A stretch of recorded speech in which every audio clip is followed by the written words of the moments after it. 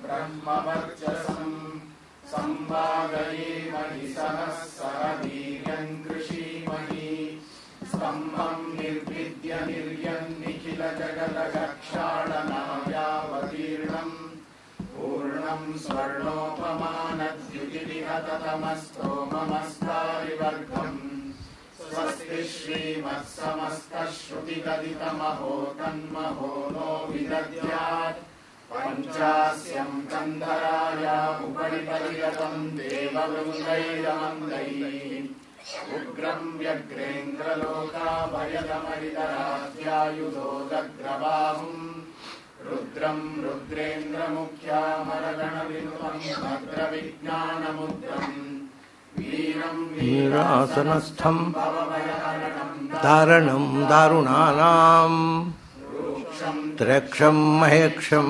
क्षपितदुरितमक्षोभणीयं दिदृक्षे ज्वलत्कनकपिञ्जरं कलितभक्तवृत्पञ्जरं चिरं मुदितनिर्जरं श्रुतिमहाटवीकुञ्जरं भजे भुवनबन्धुरं नेन्दिरामन्दिरं परं तुरगकन्धरं दरधरं निकण्ठीरवम् जगन्निधानविहरं नृहरेर्जठरं नुमः यन्नाभिकुहरोद्भूतस्तनयो हंसवाहनः यदुत्सङ्गा जगदुदयभङ्गाब्धितनया यदुद्गीता गीता विषयविषभीतावनकरी सुधीमुद्रा भद्रा दुरितगणविद्रावणकरी नमस्तस्मै कस्मैचिदमरपुषे सिंहवपुषे नरकेसरिणं धिक्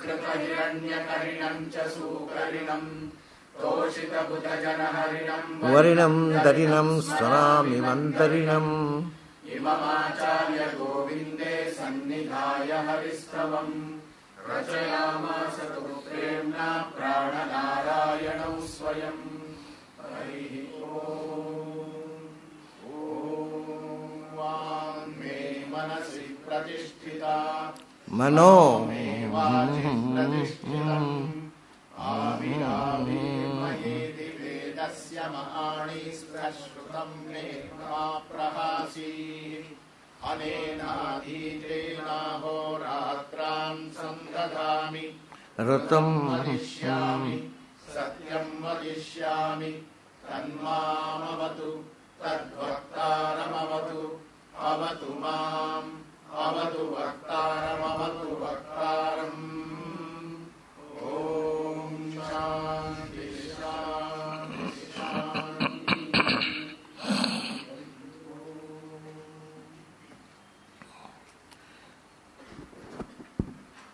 जयति पराशरसूनुः सत्यवती हृदयनन्दनो व्यासः यस्य आस्य कमलगलितं वाङ्मयममृतं जगत्पिबति भुजगभोगाभमुद्यम्य हृद्यं निजभुजं दक्षिणं लक्षणाढ्यं ललितमुद्रिक्तविज्ञानमुद्रं भज भज अनन्तमित्यालपन्तं प्रणतवान् प्राणिनां प्राणभूतं प्रणतिभिः प्रीणये पूर्णबोधम् भवदवोष्णेन तातप्यमानान् भुवि परं नाथमप्रेक्षमाणान् भुवनमन्येन च अन्येन दोष्णा भवतु भीर्मा इति न सान्त्वयन्तं प्रणतवान् प्राणिनां प्राणभूतं प्रणतिभिः प्रीणये पूर्णबोधम्.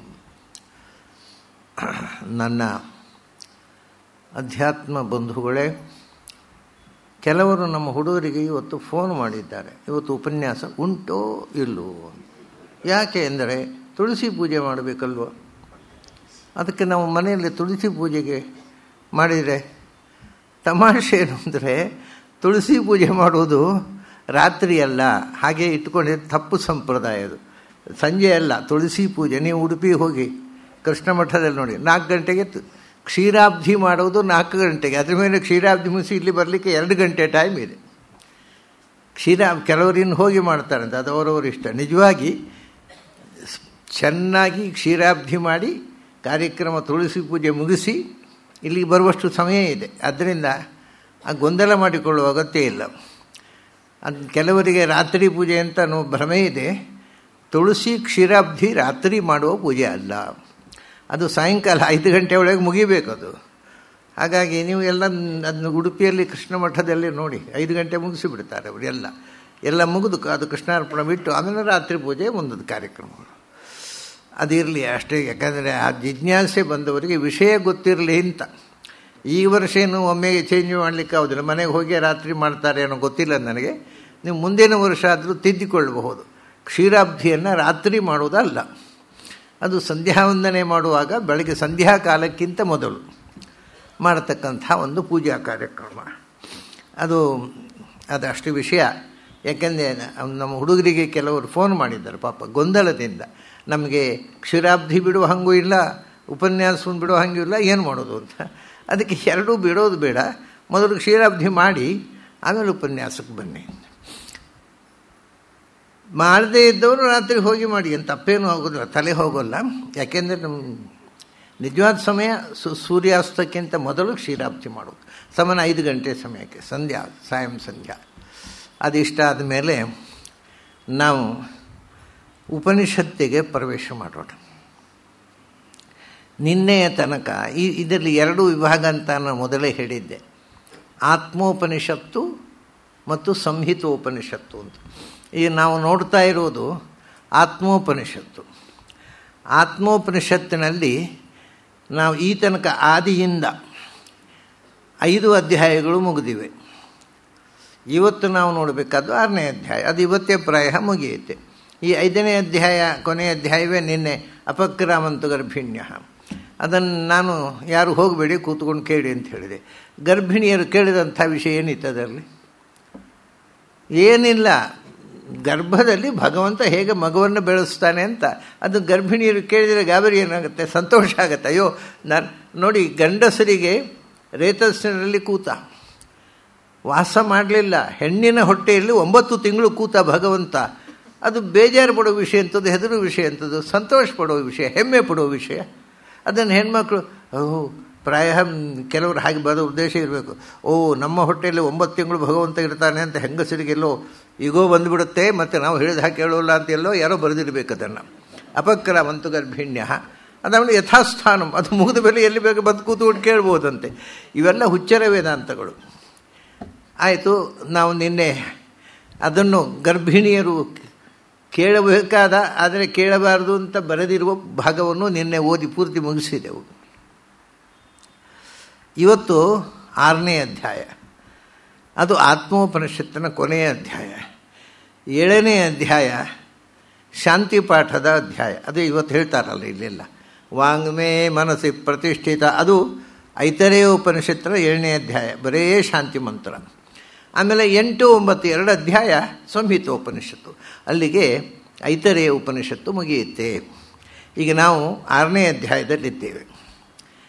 ಅದರಲ್ಲಿ ಮೊದಲು ಒಂದು ಪ್ರಶ್ನೆ ಬರ್ತದೆ, ಅದಕ್ಕೆ ಮುಂದೆ ಉತ್ತರ ಬರ್ತದೆ. ಈ ಪ್ರಶ್ನೋತ್ತರಗಳು ಯಾರು ಮಾಡಿದ್ದು? ಸಾಮಾನ್ಯವಾಗಿ ಏನು ಶಿಷ್ಯ ಪ್ರಶ್ನೆ ಮಾಡ್ತಾನೆ, ಗುರುಗಳು ಉತ್ತರ ಕೊಟ್ಟರು ಅಂತ ಹೇಳುವಂಥದ್ದು ಸಾಮಾನ್ಯ. ಆದರೆ ಐತರೇಯ ಉಪನಿಷತ್ತು ಐತರೇಯ ನಾಮಕರಾದ ಮಹಿದಾಸ ನಾಮಕರಾದ ಭಗವಂತ ಆವಿಷ್ಕಾರ ಮಾಡಿದ್ದು. ಅದನ್ನು ಕೇಳಿದ್ದು ಸಾಕ್ಷಾತ್ ಕೂತು ಕೇಳಿದವಳು ಲಕ್ಷ್ಮಿ. ಅವಳು ಪ್ರಶ್ನೆ ಮಾಡ್ತಾಳೆ, ಇವನು ಉತ್ತರ ಕೊಡ್ತಾನೆ. ಅದರಿಂದ ಲಕ್ಷ್ಮೀನಾರಾಯಣ ಸಂವಾದ ರೂಪವಾಗಿರತಕ್ಕಂಥ ಉಪನಿಷತ್ತು. ಲಕ್ಷ್ಮಿ ಕೇಳ್ತಾಳೆ, ಏನು ಹೇಳ್ತಾರೆ? ಕೋಯಂ ಆತ್ಮೇತ ವಯಂ ಉಪಾಸ್ಮಹೆ. ನಾವು ಆತ್ಮ ಆತ್ಮ ಅಂತ ಉಪಾಸನೆ ಮಾಡಬೇಕು ಅಂತ ಹೇಳ್ತೀವಿ. ಆತ್ಮೇತೇ ಉಪಾಸೀತ, ಆತ್ಮ ಆತ್ಮ ಅಂತ ಉಪಾಸನೆ ಮಾಡಬೇಕು ಅಂತ ಹೇಳ್ತೀವಿ. ಯಾರು ಆತ್ಮ ಅಂದರೆ? ಏನು ಲಕ್ಷ್ಮಿ ಗೊತ್ತಿಲ್ವಾ? ಆತ್ಮ ಮರ್ತೋಯ್ತಾ? ಇನ್ನೊಂದು ವಿಷಯ, ಯಾರು ಆತ್ಮ ಅಂತಂದರೆ ಅಂತ ಪ್ರಶ್ನೆ ಹಾಕಿದರೆ ಲಕ್ಷ್ಮೀ ಬಿಡಿ, ನಮ್ಮಷ್ಟು ದಡ್ಡರಿಲ್ಲ ಅಂತ. ಅದು ಮೊದಲು ಆತ್ಮ ವಾ ಇದಮೇಕ ಏವ ಅಗ್ರ ಆಸೀತ್ ನಾಣ್ಯತ್ ಮಿಷತ್. ಸೃಷ್ಟಿಯಾಗುವ ಮುಂಚೆ ಇರತಕ್ಕಂಥ ನಾರಾಯಣ ನಾಮಕರಾದ ಭಗವಂತರೇ ಆತ್ಮ ಅಂತ ಎಲ್ಲ ಹೇಳಿ ಆಗಿದೆ. ಪುನಃ ಆತ್ಮ ಅಂದರೆ ಯಾರು? ಹಾಗಾದರೆ ಇವರು ಉಪನಿಷತ್ ಕೇಳಿಕೆ ನಾಲಾಯಕ್ಕು. ಯಾಕೆಂದ್ರೆ ಹಿಂದೆ ಹೇಳಿದ್ದು ಮರೆತು ಪ್ರಶ್ನೆ ಮಾಡ್ತಾರೆ. ಆದ್ದರಿಂದ ಆತ್ಮ ಅಂದರೆ ಯಾರು ಅಂತ ಇದಕ್ಕೆ ಅರ್ಥ ಮಾಡಿದರೆ ಅದು ಮೊದಲು ವಿವರಣೆ ಕೊಟ್ಟದ್ದನ್ನು ಮರೆತು ಪ್ರಶ್ನೆ ಮಾಡಿದ ಹಾಗಾಗತ್ತೆ, ಅಸಂಗತ ಆಗತ್ತೆ. ಹಾಗೆ ಅರ್ಥ ಅಲ್ಲ. ತಮಾಷೆ ಏನು ಅಂದರೆ, ಲಕ್ಷ್ಮಿಗೆ ಗೊತ್ತಿದೆ ಏನು ಅಂತ ಈ ಪ್ರಶ್ನೆಯ ಅರ್ಥ, ಉತ್ತರವೂ ಗೊತ್ತಿದೆ. ಆದರೆ ನಮಗೆಲ್ಲ ಯಾವಾಗಲೂ ದೊಡ್ಡವರು ಪ್ರಶ್ನೆ ಮಾಡೋದು ಯಾಕೆಂದರೆ ನಮಗೆ ತಿಳಿಯಲಿ ಅಂತ. ಸೊ ಮಹಿದಾಸನ ಹತ್ತಿರ ಪ್ರಶ್ನೆ ಹಾಕ್ತಾಳೆ ತಾಯಿ ಲಕ್ಷ್ಮಿ, ಏನು ಅಂತ, ಕೋಯಮಾತ್ಮ ಆಯಿತು ವಯಂ ಉಪಾಸ್ಮೆ. ಈ ಅಯಮಾತ್ಮ, ಈ ಆತ್ಮ ಅಂದರೆ ಯಾರು ಅಂತ ಗೊತ್ತು. ಆತ್ಮ ಅಂದರೆ ನಾರಾಯಣ ಅಂತ ಹಿಂದೆ ಬಂದುಬಿಟ್ಟಿದೆ, ಎಲ್ಲ ಮತಾಚಾರ್ಯರು ವ್ಯಾಖ್ಯಾನ. ಈ ಅಯಮಾತ್ಮ ಕಹ, ಇವನು ಯಾರು ಅಂತಲ್ಲ. ಈಗ ಗೀತೆಯಲ್ಲಿ ಒಂದು ಮಾತು ಬರ್ತದೆ, ಏನು, ಕೋ ಭವಾನ್ ವಿಷ್ಣುಮೂರ್ತಿ. ಅರ್ಜುನ ಕೃಷ್ಣ ಅಂತ ಹೇಳುವುದು, ಅಲ್ಲವಾ ನೀನು ಯಾರು ಒಂದು ಕೃಷ್ಣ ಅಂತ ಗೊತ್ತಿಲ್ಲ ಅವನಿಗೆ. ಕೃಷ್ಣನ ಹತ್ರ ನೀನು ಯಾರಯ್ಯ ಅಂತ ಕೇಳಿದರೆ ಅರ್ಥ ಏನು, ನಾನು ತಿಳಿದಂಥ ಸಣ್ಣ ಮನುಷ್ಯ ಅಲ್ಲ ನೀನು, ನಿನ್ನಲ್ಲಿ ನನಗೆ ಗೊತ್ತಿಲ್ಲದ ಮಹತ್ವಗಳಿವೆ, ನಿನ್ನ ಮಹಿಮೆ ಏನು ಅಂತ ಕೇಳೋದು. ನೀನು ಯಾರು ಅಂದರೆ ನಿನ್ನ ಮಹಿಮೆ ಏನು ಅಂತ. ಹಾಗೆ ಲಕ್ಷ್ಮಿ ಕೇಳ್ತಾಳೆ, ಅಯಮಾತ್ಮ ಕಹ, ಈ ಭಗವಂತನ ಉಪಾಸನೆಯ ಮಹಿಮೆಗಳೇನು, ಯಾವ ಗುಣಗಳಿಂದ ಭಗವಂತನ ಉಪಾಸನೆ ಮಾಡಬೇಕು ಅದು ಗೊತ್ತಿಲ್ಲ ನಮಗೆ. ಭಗವಂತನನ್ನು ಉಪಾಸನೆ ಮಾಡಬೇಕು ಅಂತ ಗೊತ್ತಿದೆ, ಹೇಗೆ ಉಪಾಸನೆ ಮಾಡಬೇಕು ಅಂತ. ಅಯಮಾತ್ಮ ಕೈತಿ ವಯಂ ಉಪಾಸ್ಮೆ, ಏನು ಗುಣಗಳನ್ನು ಭಗವಂತನಲ್ಲಿ ನಾವು ಉಪಾಸನೆ ಮಾಡಬೇಕು, ಎಂಥವನು ದೇವರು ಅಂತ ನಾವು ಉಪಾಸನೆ ಮಾಡಬೇಕು. ಅದಕ್ಕೆ ಉತ್ತರ ಮಹಿದಾಸ ಹೇಳ್ತಾನೆ, ಕತರಸ್ಸ ಆತ್ಮ ಅಂತ. ಇದು ಕೆಲವರಿಗೆ ಇದು ಎರಡೂ ಪ್ರಶ್ನೆ, ಇದು ಕಹ ಅಂದರೂ ಕತರಹ ಅಂದರೂ ಒಂದೇ ಅರ್ಥ ಲೌಕಿಕ ಸಂಸ್ಕೃತದಲ್ಲಿ. ಆದ್ದರಿಂದ ಅದೇನೋ ಒಂದೇ ವಾಕ್ಯ ಅಂತ ಅರ್ಥ ಮಾಡ್ಕೊಂಡಿದ್ದಾರೆ. ಆದರೆ ವಸ್ತುತಃ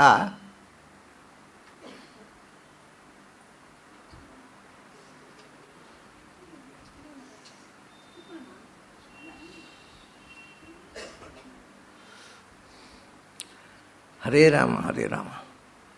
ದೊಡ್ಡವರು ಹೇಳ್ತಾರೆ, ಸಣ್ಣವರು ಹೇಳೋದೇ ಇಲ್ಲ. ದೊಡ್ಡವರು ಬಂದಾಗ ಗಟ್ಟಿ ಕೂತಿರ್ತಾರೆ, ಅದು ನೋಡಿ ನಮ್ಮ ಸಂಸ್ಕಾರ.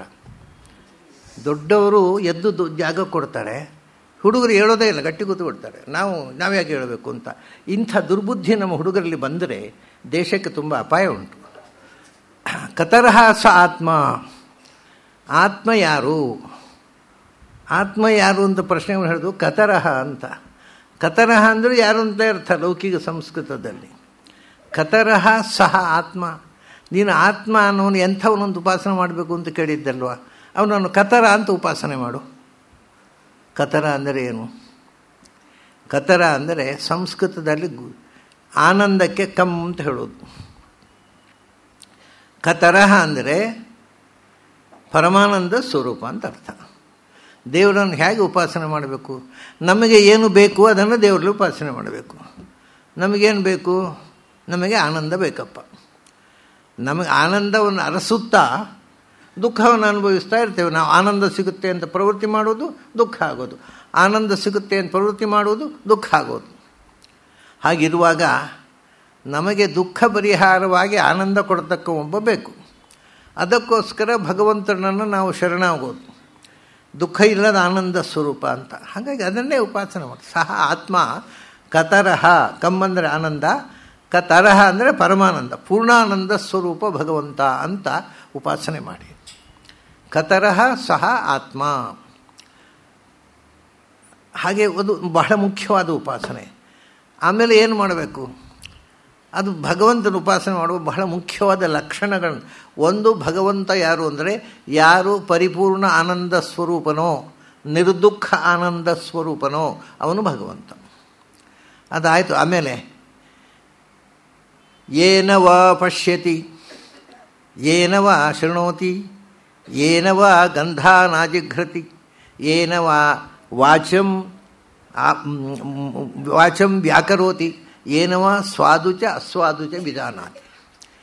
ಇದು ದೇವರ ಲಕ್ಷಣ. ಏನು ಅಂದರೆ ನಾನು, ನಮ್ಮಲ್ಲಿ ಇದೆ ಅಂದರೆ ಇದೆಲ್ಲವೂ ನಾನು ಮಾತಾಡ್ತೇನೆ, ನಾನು ನೋಡ್ತಾ ಇದ್ದೇನೆ. ಹೌದಾ, ನೀನು ನೋಡ್ತಾ ಇದ್ದೀಯಾ? ಹೇಗೆ ನೋಡಿದಿ? ಕಣ್ಣಿನಿಂದ ನೋಡಿದೆ. ಕಣ್ಣು ಎಲ್ಲಿಂದ ಬಂತು ಯಾರಿಗೊತ್ತು? ಕಣ್ಣು ಇಲ್ಲದೆ ಕುರುಡಾಗಿದ್ದರೆ ಹುಟ್ಟುವಾಗಲೇ. ಹಾಗಾದ್ರೆ ನಿನಗೆ ಕಣ್ಣು ಕೊಟ್ಟವನು ಯಾರೋ, ಅವನಿಂದಾಗಿ ನೀನು ನೋಡ್ತಾ ಇದ್ದಿ. ನಿನ್ನ ಕಣ್ಣು ನೋಡುವುದಲ್ಲ, ಯಾಕೆಂದರೆ ಕಣ್ಣು ಜಡ ವಸ್ತು. ಆ ಕಣ್ಣಿನಿಂದ ನೋಡಲಿಕ್ಕೆ ನಿನಗೆ ಕಣ್ಣು ಕೊಟ್ಟವನು ಯಾರೋ, ಅವನು ನಿನಗೆ ನೋಡುವಂತೆ ಮಾಡಿದವನು. ಅದು ನಮ್ಮ ಬದುಕಿನಲ್ಲಿ ಯಾವುದನ್ನು ನಾನು ಮಾಡಿದೆ, ನಾನು ನೋಡಿದೆ, ನಾನು ಕೇಳಿದೆ ಅಂತೇವೆ, ಇದೆಲ್ಲವೂ ಫಾಲ್ಸ್ ನೋಷನ್ ಅಂತಾರೆ. ಏನವಾ ಪಶ್ಯತಿ, ಯಾರಿಂದ ನೀನು ಈ ಜಗತ್ತಿನಲ್ಲಿ ರೂಪವನ್ನು ನೋಡ್ತಾ ಇದ್ದೀಯೋ ಅದು ಭಗವಂತ. ಇದು ಒಂದೊಂದು ಲಕ್ಷಣಗಳು. ಜಗತ್ತಿನ ಎಲ್ಲರಿಗೂ ಕಾಣುವ ಶಕ್ತಿ ಕೊಟ್ಟವನು ಭಗವಂತ, ಕಾಣುವ ಕಣ್ಣು ಕೊಟ್ಟವನು ಭಗವಂತ. ಏನವಾ ಶೃಣೋತಿ, ಆಮೇಲೆ ನಾನು ಅದನ್ನು ಕೇಳಿದೆ, ನಾನು ಇದನ್ನು ಕೇಳಿದೆ ಅಂತೆಲ್ಲ ನಾವು ಕೇಳಿದ್ದನ್ನೇ ವರ್ಣನೆ ಮಾಡಿ. ನಿನ್ನೆ ಅಲ್ಲಿ ಹೋಗಿದ್ದೆ, ಒಳ್ಳೆಯ ಸಂಗೀತ ಕಚೇರಿ ಇತ್ತು, ಕೇಳಿದೆ. ಇನ್ನೊಂದು ಏನೋ ಒಂದು ಕೇಳೋದು, ಕಿವಿಯಿಂದ. ಯಾವುದರಿಂದ ಕೇಳೋದು? ಕಿವಿಯಿಂದ ಅಲ್ಲ ಅಂತಾರೆ ಅವರು. ಏನು ಶೃಣೋತಿ, ಏನು ಉತ್ತರ ಕೊಡ್ತಾರೆ? ನಾವು ಕಿವಿಯಿಂದ ಕೇಳಿದೆ. ಒಂದು ಅಲ್ಲಪ್ಪ, ಕಿವಿ ಕೊಟ್ಟವರು ಯಾರು? ಕಿವಿಗೆ ಕೇಳುವ ಶಕ್ತಿ ಕೊಟ್ಟವರು ಯಾರು? ಕಿವಿ ಒಂದೊಳ್ಳೆ ಕಿವುಡಾಗಿದ್ದರೆ ಹೌದಾ? ನಾವು ಯೋಚನೆ ಮಾಡೋದು, ನಿಮಗೆ ಕಿವಿ ಕೊಟ್ಟವನು ಯಾರು? ಕಿವಿಗೆ ಕೇಳುವ ಶಕ್ತಿ ಕೊಟ್ಟವನು ಯಾರೋ ಅವನಿಂದಾಗಿ ನಾವೆಲ್ಲ ಕೇಳ್ತಾ ಇದ್ದೇವೆ. ಆದ್ದರಿಂದ ಜಗತ್ತಿನ ನಮಗೆಲ್ಲ ಶ್ರವಣ ಶಕ್ತಿಯನ್ನು ಕೊಟ್ಟವನು ಯಾರೋ? ದೊಡ್ಡ ಸಂಪತ್ತಿದು. ಕಣ್ಣಿನಿಂದ ನೋಡುವುದು, ಇದನ್ನು ಹಿಂದೆ ಇದೆಲ್ಲ ಶ್ರೀ ಅಂತ ಹೇಳ್ತಾರೆ ಅವರು. ಶ್ರೀ ಚಕ್ಷುಶ್ರೋತ್ರಮನೋ, ಇದು ಶ್ರೀ ಸಂಪತ್ತು. ಯಾವುದೆಲ್ಲ? ಕಣ್ಣು, ಕಿವಿ, ಮೂಗು, ಬಾಯಿ ಮತ್ತು ಮನಸ್ಸು. ಇದಿಷ್ಟು ನಮ್ಮ ಸಂಪತ್ತು. ಅದು ಇರೋದ್ರಿಂದಾನೇ ಮನುಷ್ಯ ಮನಸ್ಸಿನಿಂದ ಎತ್ತರಕ್ಕೆ ಚಿಂತನೆ ಮಾಡಲಿಕ್ಕೆ ಸಾಧ್ಯ ಆದ ಮನಸ್ಸಿನಿಂದ. ಕಣ್ಣಿನಿಂದ ನೋಡುವುದು, ಬರೀ ನೋಡುವುದು ಅಂದರೆ ಕಣ್ಣು ಎದುರು ಇದ್ದದ್ದು ಕಾಣುವುದಲ್ಲ. ಪ್ರಾಣಿಗಳಿಗೆ ಅಷ್ಟೇ ಕಣ್ಣೆದುರು ಇದ್ದದ್ದು ಕಾಣ್ತವೆ, ನಮಗೆ ಹಾಗಲ್ಲ. ನೋಡಬೇಕು ಅಂತ ಅನಿಸಿ ಅಲ್ಲಿಗೆ ಹೋಗಿ ಬದರಿಗೆ ಹೋಗ್ತೇವೆ, ರಾಮೇಶ್ವರಕ್ಕೆ ಹೋಗ್ತೇವೆ, ಕಾಶಿಗೆ ಹೋಗ್ತೇವೆ, ಎಲ್ಲೆಲ್ಲಿಗೋ ಹೋಗ್ತೇವೆ. ಅಲ್ಲ, ಹೋಗೇನು ಉಪಯೋಗ ಇಲ್ಲ, ಸುಮ್ಮನೆ ಪಿಕ್ನಿಕ್ ಅದು ಇರಲಿ. ಅದು ದೇವರ ಬಗ್ಗೆ ಎಚ್ಚರ ಇಲ್ಲದಿದ್ದರೂ ಎಲ್ಲಿ ಹೋಗಿ ಏನೂ ಉಪಯೋಗ ಇಲ್ಲ. ಅದು ಹೋಗುವ ಶಕ್ತಿ ಮನುಷ್ಯನು. ಈ ಕಣ್ಣು ನೋಡಬೇಕು ಅಂತ ಬಯಸಿದ ಅಲ್ಲಿಗೆ ಅರಸಿಕೊಂಡು ಹೋಗುತ್ತೆ. ಕಿವಿ ಕೇಳಬೇಕು. ಈಗ ನೋಡಿ, ಪ್ರಾಣಿಗಳಿಗೆ ಕಿವಿ ಇದೆ. ಯಾವ ಪ್ರಾಣಿಯೂ ಉಪನಿಷತ್ ಪ್ರವಚನ ಕೇಳಲಿಕ್ಕೆ ಬರೋದಿಲ್ಲ, ಮತ್ತು ಪ್ರಾಣಿಗಳಂತೆ ಇದ್ದವರು ಬರೋದಿಲ್ಲ. ಅವರಿಗೆ ಅದೇನು ಕೇಳಲಿಕ್ಕೆ ಉಂಟು? ಅದನ್ನು ಕೂತಿರ್ತಾರೆ ಮನೆಯಲ್ಲೇ. ಆದರೆ ಉಪನಿಷತ್ತು ಕೇಳುವ ಪ್ರಾಣಿಗಳೂ ಇವೆ. ನಾನು ಅನುಭವಿಸಿದ್ದೇನೆ ಇದನ್ನು. ನನ್ನ ಪ್ರವಚನದಲ್ಲಿ ರೆಗ್ಯುಲರ್ ಬಂದು ಕೂತ್ಕೊಂಡು ಕೇಳಿದ ಒಂದು ನಾಯಿಯನ್ನು ನನ್ನ ಜೀವನದಲ್ಲೇ ನೋಡಿದ್ದೇನೆ. ಉಪನಿಷತ್ತು ಮುಗಿಯವರೆಗೆ ಬರ್ತಿತ್ತು ಅದು. ಹಾಗೆ ಅದು ಯಾವುದೋ ಪೂರ್ವಜನ್ಮದಲ್ಲಿ ಸಂಸ್ಕಾರ ಅದು. ಅದಕ್ಕೆ ಉಪನಿಷತ್ತು ಕೇಳಬೇಕು, ಪುರಾಣ ಕೇಳಬೇಕು ಅಂತ ಆಸಕ್ತಿಯಿಂದ. ತಮಾಷೆ ಅಂದರೆ ಇದು ಮಂಗಳೂರಿನಲ್ಲೇ ನಡೆದ ಘಟನೆ. ಮೊದಲು ಭಾಗವತ ಅಲ್ಲಿ ಒಂದು ನಾಯಿ ಬರ್ತಿತ್ತು ದಿನಾಲು ಟೌನ್ ಹಾಲಿನ ಒಳಗೆ ಬಂದು ಫ್ರಂಟ್ ರೋದ ಅಡಿಯಲ್ಲಿ ಮಲಗ್ತಿತ್ತು. ಯಾರಿಗೂ ಗೊತ್ತಾಗ್ತಿರಲಿಲ್ಲ. ಎಲ್ಲರೂ ಹೋದ ಮೇಲೆ ಎದ್ದು ಹೋಗ್ತಿತ್ತು. ನಮ್ಮ ಆರ್ಗನೈಸರ್ಸು ಅಥವಾ ವಾಲಂಟಿಯರ್ಸ್ ಇದ್ದಾರಲ್ಲ, ಅವರಿಗೆಲ್ಲ ಕುತೂಹಲ, ಇದು ಎಲ್ಲಿಂದ ಬರ್ತದೆ ಈ ನಾಯಿ? ಕಡೆಗೆ ಒಮ್ಮೆ ಅದನ್ನು ಎಲ್ಲಿಂದ ಬರ್ತದೆ ಅಂತ ನೋಡಿ ಅದು ಹೋಗುವಾಗ ಅದು ಬೆನ್ನು ಹತ್ತಿದರು. ಅದು ಟೌನ್ ಹಾಲ್ನಿಂದ 3 ಮೈಲು ದೂರ ಪಾಂಡೇಶ್ವರದಿಂದ ಬರ್ತಿತ್ತು. ಕರೆಕ್ಟು 6 ಗಂಟೆಗೆ ಟೌನ್ ಹಾಲ್ನಲ್ಲಿದೆ. ಉಪನ್ಯಾಸ ನಾನು ಆವಾಗ 2 ಗಂಟೆ ಮಾಡ್ತಿದ್ದೆ. ಈಗ ಡಾಕ್ಟ್ರು ಮಾತಾಡಬಾರ್ದು 2 ಗಂಟೆ ಹೇಳಿಬಿಟ್ಟು 6ರಿಂದ 8 ಗಂಟೆ ತನಕ ಟೌನ್ ಹಾಲ್ನಲ್ಲಿ ಫ್ರಂಟ್ ರೋದಲ್ಲಿ ಬಂದು ಮಲಗುತ್ತಿತ್ತು. 8 ಗಂಟೆ ಆದಮೇಲೆ ಎಲ್ಲರೂ ಹೋದ ಮೇಲೆ ಸೈಲೆಂಟಾಗಿ ಎದ್ದು ಹೋಗ್ತಿತ್ತು. ಮತ್ತೆ 3 ಮೈಲ್ ದೂರ ಹೋಗ್ತಿತ್ತು. ಇವರು ಯೋಚನೆ ಮಾಡಿದೆ, ಯಾರೋ ಪಾಂಡೇಶ್ವರದವರು ಯಾರೋ ಯಜಮಾನರು ಬರ್ತಾರೆ, ಯಜಮಾನರ ಒಟ್ಟಿಗೆ ನಾಯಿ ಬರುತ್ತೆ ಅಂತ. ಯಾವ ಯಜಮಾನರು ಬರ್ತಿರಲಿಲ್ಲ. 3 ಮೈಲು ದೂರದಿಂದ ಉಪನ್ಯಾಸ ಕೇಳುವಷ್ಟು ಮೂರ್ಖರು ಮಂಗಳೂರಿನಲ್ಲಿ ಯಾರೂ ಇರಲಿಲ್ಲ. ಆ ನಾಯಿ ಒಂದೇ ಆ ಮೂರ್ಖ ಆಗಿತ್ತು, ಅದು ಬರ್ತಿತ್ತು. ಒಂದು ದಿನ ತಪ್ಪಿಸಲಿಲ್ಲ. ಏನೋ ಯೋಗ ಅದರದ್ದು ಪಾಪ. ಅಂಥ ತುಂಬ ಪ್ರಾಣಿಗಳನ್ನು ನಾನು ನೋಡಿದ್ದೇನೆ, ಅದಿರಲಿ. ಆದರೆ ಅವುಗಳಿಗೆ ಅದೇನೋ ಒಂದು ಎಕ್ಸೆಪ್ಷನು. ಹೇಗೆ ಗಜೇಂದ್ರನ ಹಾಗೆ, ಅಥವಾ ಭರತ ಚಕ್ರವರ್ತಿ ಜನ್ಮಾಂತರದಲ್ಲಿ ಅವನು ಜಿಂಕೆಯಾದ ಹಾಗೆ, ಅದೊಂದು ಸಂಗತಿ.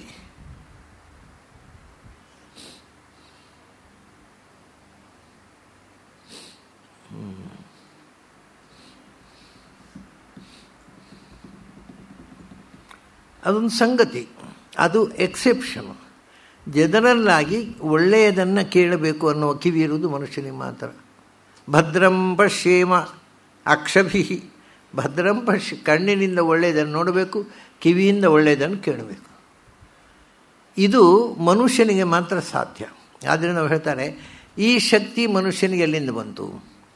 ಪ್ರಾಣಿಗಳಿಗೆ ಕಿವಿ ಇದೆ, ಒಳ್ಳೆಯದನ್ನು ಕೇಳಬೇಕು ಅನ್ನೋ ಬುದ್ಧಿ ಇಲ್ಲ. ಮನುಷ್ಯನಿಗೆ ಕಿವಿ ಇದೆ, ಕಿವಿಯಿಂದ ಒಳ್ಳೆಯದನ್ನು ಕೇಳಬೇಕು ಅನ್ನೋ ಬುದ್ಧಿ ಇದೆ. ಅದ್ಭುತ ಅಲ್ವಾ ಇದು? ಕಿವಿಯೇ ಇಲ್ಲದೆ ಇರ್ಬೋದಿತ್ತು. ಕಿವಿ ಕೊಟ್ಟವನು ಯಾರು? ಕಿವಿಯ ಮೂಲಕ ಕೇಳುವ ಶಕ್ತಿಯನ್ನು ಕೊಟ್ಟವನು ಯಾರು? ಆಮೇಲೆ ಕೇಳಬೇಕನ್ನೋ ಬುದ್ಧಿ ಕೊಟ್ಟವನು ಯಾರು? ಅದನ್ನು ನಾವಲ್ಲ. ಸೊ ನಮ್ಮ ಒಳಗಿದ್ದು ಇಷ್ಟೆಲ್ಲ ಕಾರವಾರ ಮಾಡೋವನಿಗೆ ನಾವು ಕೃತಜ್ಞತೆ ತೋರಿಸೋದು. ನಾನು ಕೇಳಿದೆ, ನಾನು ನೋಡಿದೆ, ಏನು ಮಾಡಿದೆ? ನೀನು ಎದುರಿನಲ್ಲಿ ರೂಪ ಇತ್ತು, ಇಲ್ಲಿ ಕಣ್ಣಿತ್ತು ನೋಡಿದೆ ಅಷ್ಟೇ. What is your contribution? ಕಿವಿ ಇತ್ತು, ಶಬ್ದ ಕೇಳಿದೆ. ನಿನ್ನ ಕೊಡುಗೆ ಏನು? ಕಿವಿ ಕೊಟ್ಟವನು ಯಾರು? ನಾನೇ ಕಿವಿ ಕೊಟ್ಟದ್ದು, ಕಿವಿ ಕೊಟ್ಟು ಕೇಳಿದೆ ಅಂತ ಅದಲ್ಲ. ನಿನಗೆ ಕಿವಿ ಕೊಟ್ಟವನು ಯಾರು? ಆ ಕಿವಿಗೆ ಕೇಳುವ ಶಕ್ತಿ ಕೊಟ್ಟವನು ಯಾರು? ಅದನ್ನು ಕೇಳಬೇಕು ಅನ್ನೋ ಬುದ್ಧಿ ಕೊಟ್ಟವನು ಯಾರು? ಅದು ಮುಖ್ಯ ಆಗತ್ತೆ ಜೀವನದಲ್ಲಿ. ಅದನ್ನು ಯೋಚನೆ ಮಾಡು. ಏನವಾ ಶೃಣೋತಿ, ಏನವಾ ಇದು ಒಂದೊಂದು ಲಕ್ಷಣ. ನಮಗೆ ಕಾಣುವ ಶಕ್ತಿ ಕೊಟ್ಟವನು ದೇವರು, ನಮಗೆ ಕೇಳುವ ಶಕ್ತಿ ಕೊಟ್ಟವನು ದೇವರು. ಆಮೇಲೆ ಏನವಾ ಗಂಧಾನ್ ಅಜಿಘ್ರತಿ. ಆಮೇಲೆ ಮೂಗೇನು ಮಾಡುತ್ತೆ? ಗಂಧಾನ್ನ ಅಜಿಘ್ರತಿ, ಕಂಪನ್ನು, ಪರಿಮಳವನ್ನು ಮೂಸ್ತೇವೆ ನಾವು ಮೂಗಿನ ಮೂಲಕ. ಆದರೆ ಆ ಮೂಗಿಗೆ ಆ ಶಕ್ತಿ ಕೊಟ್ಟವನು ಯಾರು? ಅದರಿಂದ ಎಂಥ ವಿವಿಧವಾದ ಸೌಗಂಧ್ಯವನ್ನು ಅನುಭವಿಸ್ತೇವೆ ನಾವು. ಅದು ಪೇಟೆಯಲ್ಲಿ ದೌರ್ಗಂಧ್ಯವನ್ನೇ ಅನುಭವಿಸ್ತೇವೆ, ಅದು ಬೇರೆ ವಿಷಯ. ಅಂತೂ ಅವನು ಸುಗಂಧವನ್ನು ಅನುಭವಿಸೋದು ಕೊಟ್ಟದ್ದು. ನಾವು ಗಟಾರದ ಹತ್ರ ಮನೆ ಮಾಡಿಕೊಂಡು ದುರ್ಗಂಧವನ್ನು ಅನುಭವಿಸ್ತೀವಿ. ಏನು ಮಾಡಲಿಕ್ಕೆ ಉಪಾಯ ಇಲ್ಲ. ಏನವಾ ಗಂಧಾನ ಅಜಿಘ್ರತಿ, ನಮಗೆ ಮೂಗಿನ ಮೂಲಕ ಸೌಗಂಧ್ಯವನ್ನು ಅನುಭವಿಸುವ ಶಕ್ತಿ ಕೊಟ್ಟವನು ಯಾರು? ಆಮೇಲೆ ಏನವಾ ವಾಚಂ ವ್ಯಾಕರೋತಿ. ಆಶ್ಚರ್ಯ ಅಲ್ವಾ? ಪ್ರಪಂಚದಲ್ಲಿ ಎಷ್ಟೋ ಲಕ್ಷಾಂತರ ಜೀವಿಗಳಿದ್ದಾವೆ. ಆ ಲಕ್ಷಾಂತರ ಜೀವಿಗಳಲ್ಲಿ ಮಾತನಾಡುವುದು ಮನುಷ್ಯ ಮಾತ್ರ. ಎಲ್ಲಕ್ಕೂ ಬಾಯಿ ಇದೆ, ಆದರೆ ಅವುಗಳು ಮಾತಾಡೋದಿಲ್ಲ ಅಂತಲ್ಲ. ನಮ್ಮ ಹಾಗೆ ಅಕ್ಷರಾಭ್ಯಾಸ ಮಾಡಿ 51 ವರ್ಣಗಳ ಭಾಷೆಯಲ್ಲಿ ಮಾತಾಡಲಿ ಬರೋದಿಲ್ಲ ಅಷ್ಟೇ ಅವುಗಳಿಗೆ. ಅದೇ ಎಲ್ಲ ಪ್ರಾಣಿಗಳಿಗೂ ಬಾಯಿ ಇದ್ದರೂ ನಮಗೆ ಈ ಮಾತನಾಡುವ ಶಕ್ತಿ ಕೊಟ್ಟವನು ಯಾರು?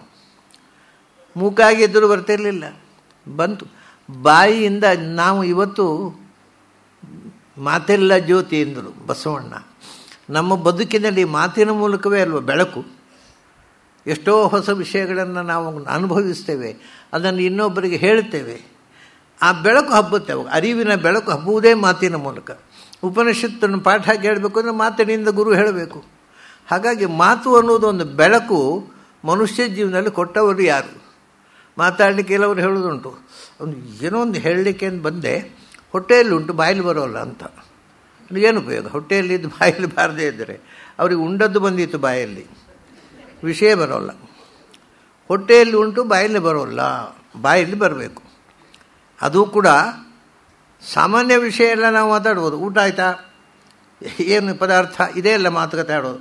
ಊಟ ಆಯಿತಾ, ಏನು ಅಡಿಗೆ, ಸಿಕ್ಕಿದುಳಿದೇ ವಿಷಯ. ಊಟ ಆಯಿತಾ, ಏನು ಅಡಿಗೆ, ಮದುವೆ ಮನೆಗೆ ಹೋದರೆ ಆ ಸೀರೆ ಎಷ್ಟು ಬೆಲೆ, ಯಾವ ಅಂಗಡಿಯನ್ನು ತೊಗೊಂಡು, ಇದು ಬಿಟ್ಟು ಏನು ಅದು ಒಳ್ಳೆಯ ವಿಷಯ ಏನು ಮಾತಾಡ್ತೇವೆ ನಾವು? ಅದಕ್ಕೆ ಬಾಯಿ ಬೇಕಾದಷ್ಟು ಬಾಯಿ ಇದೆ.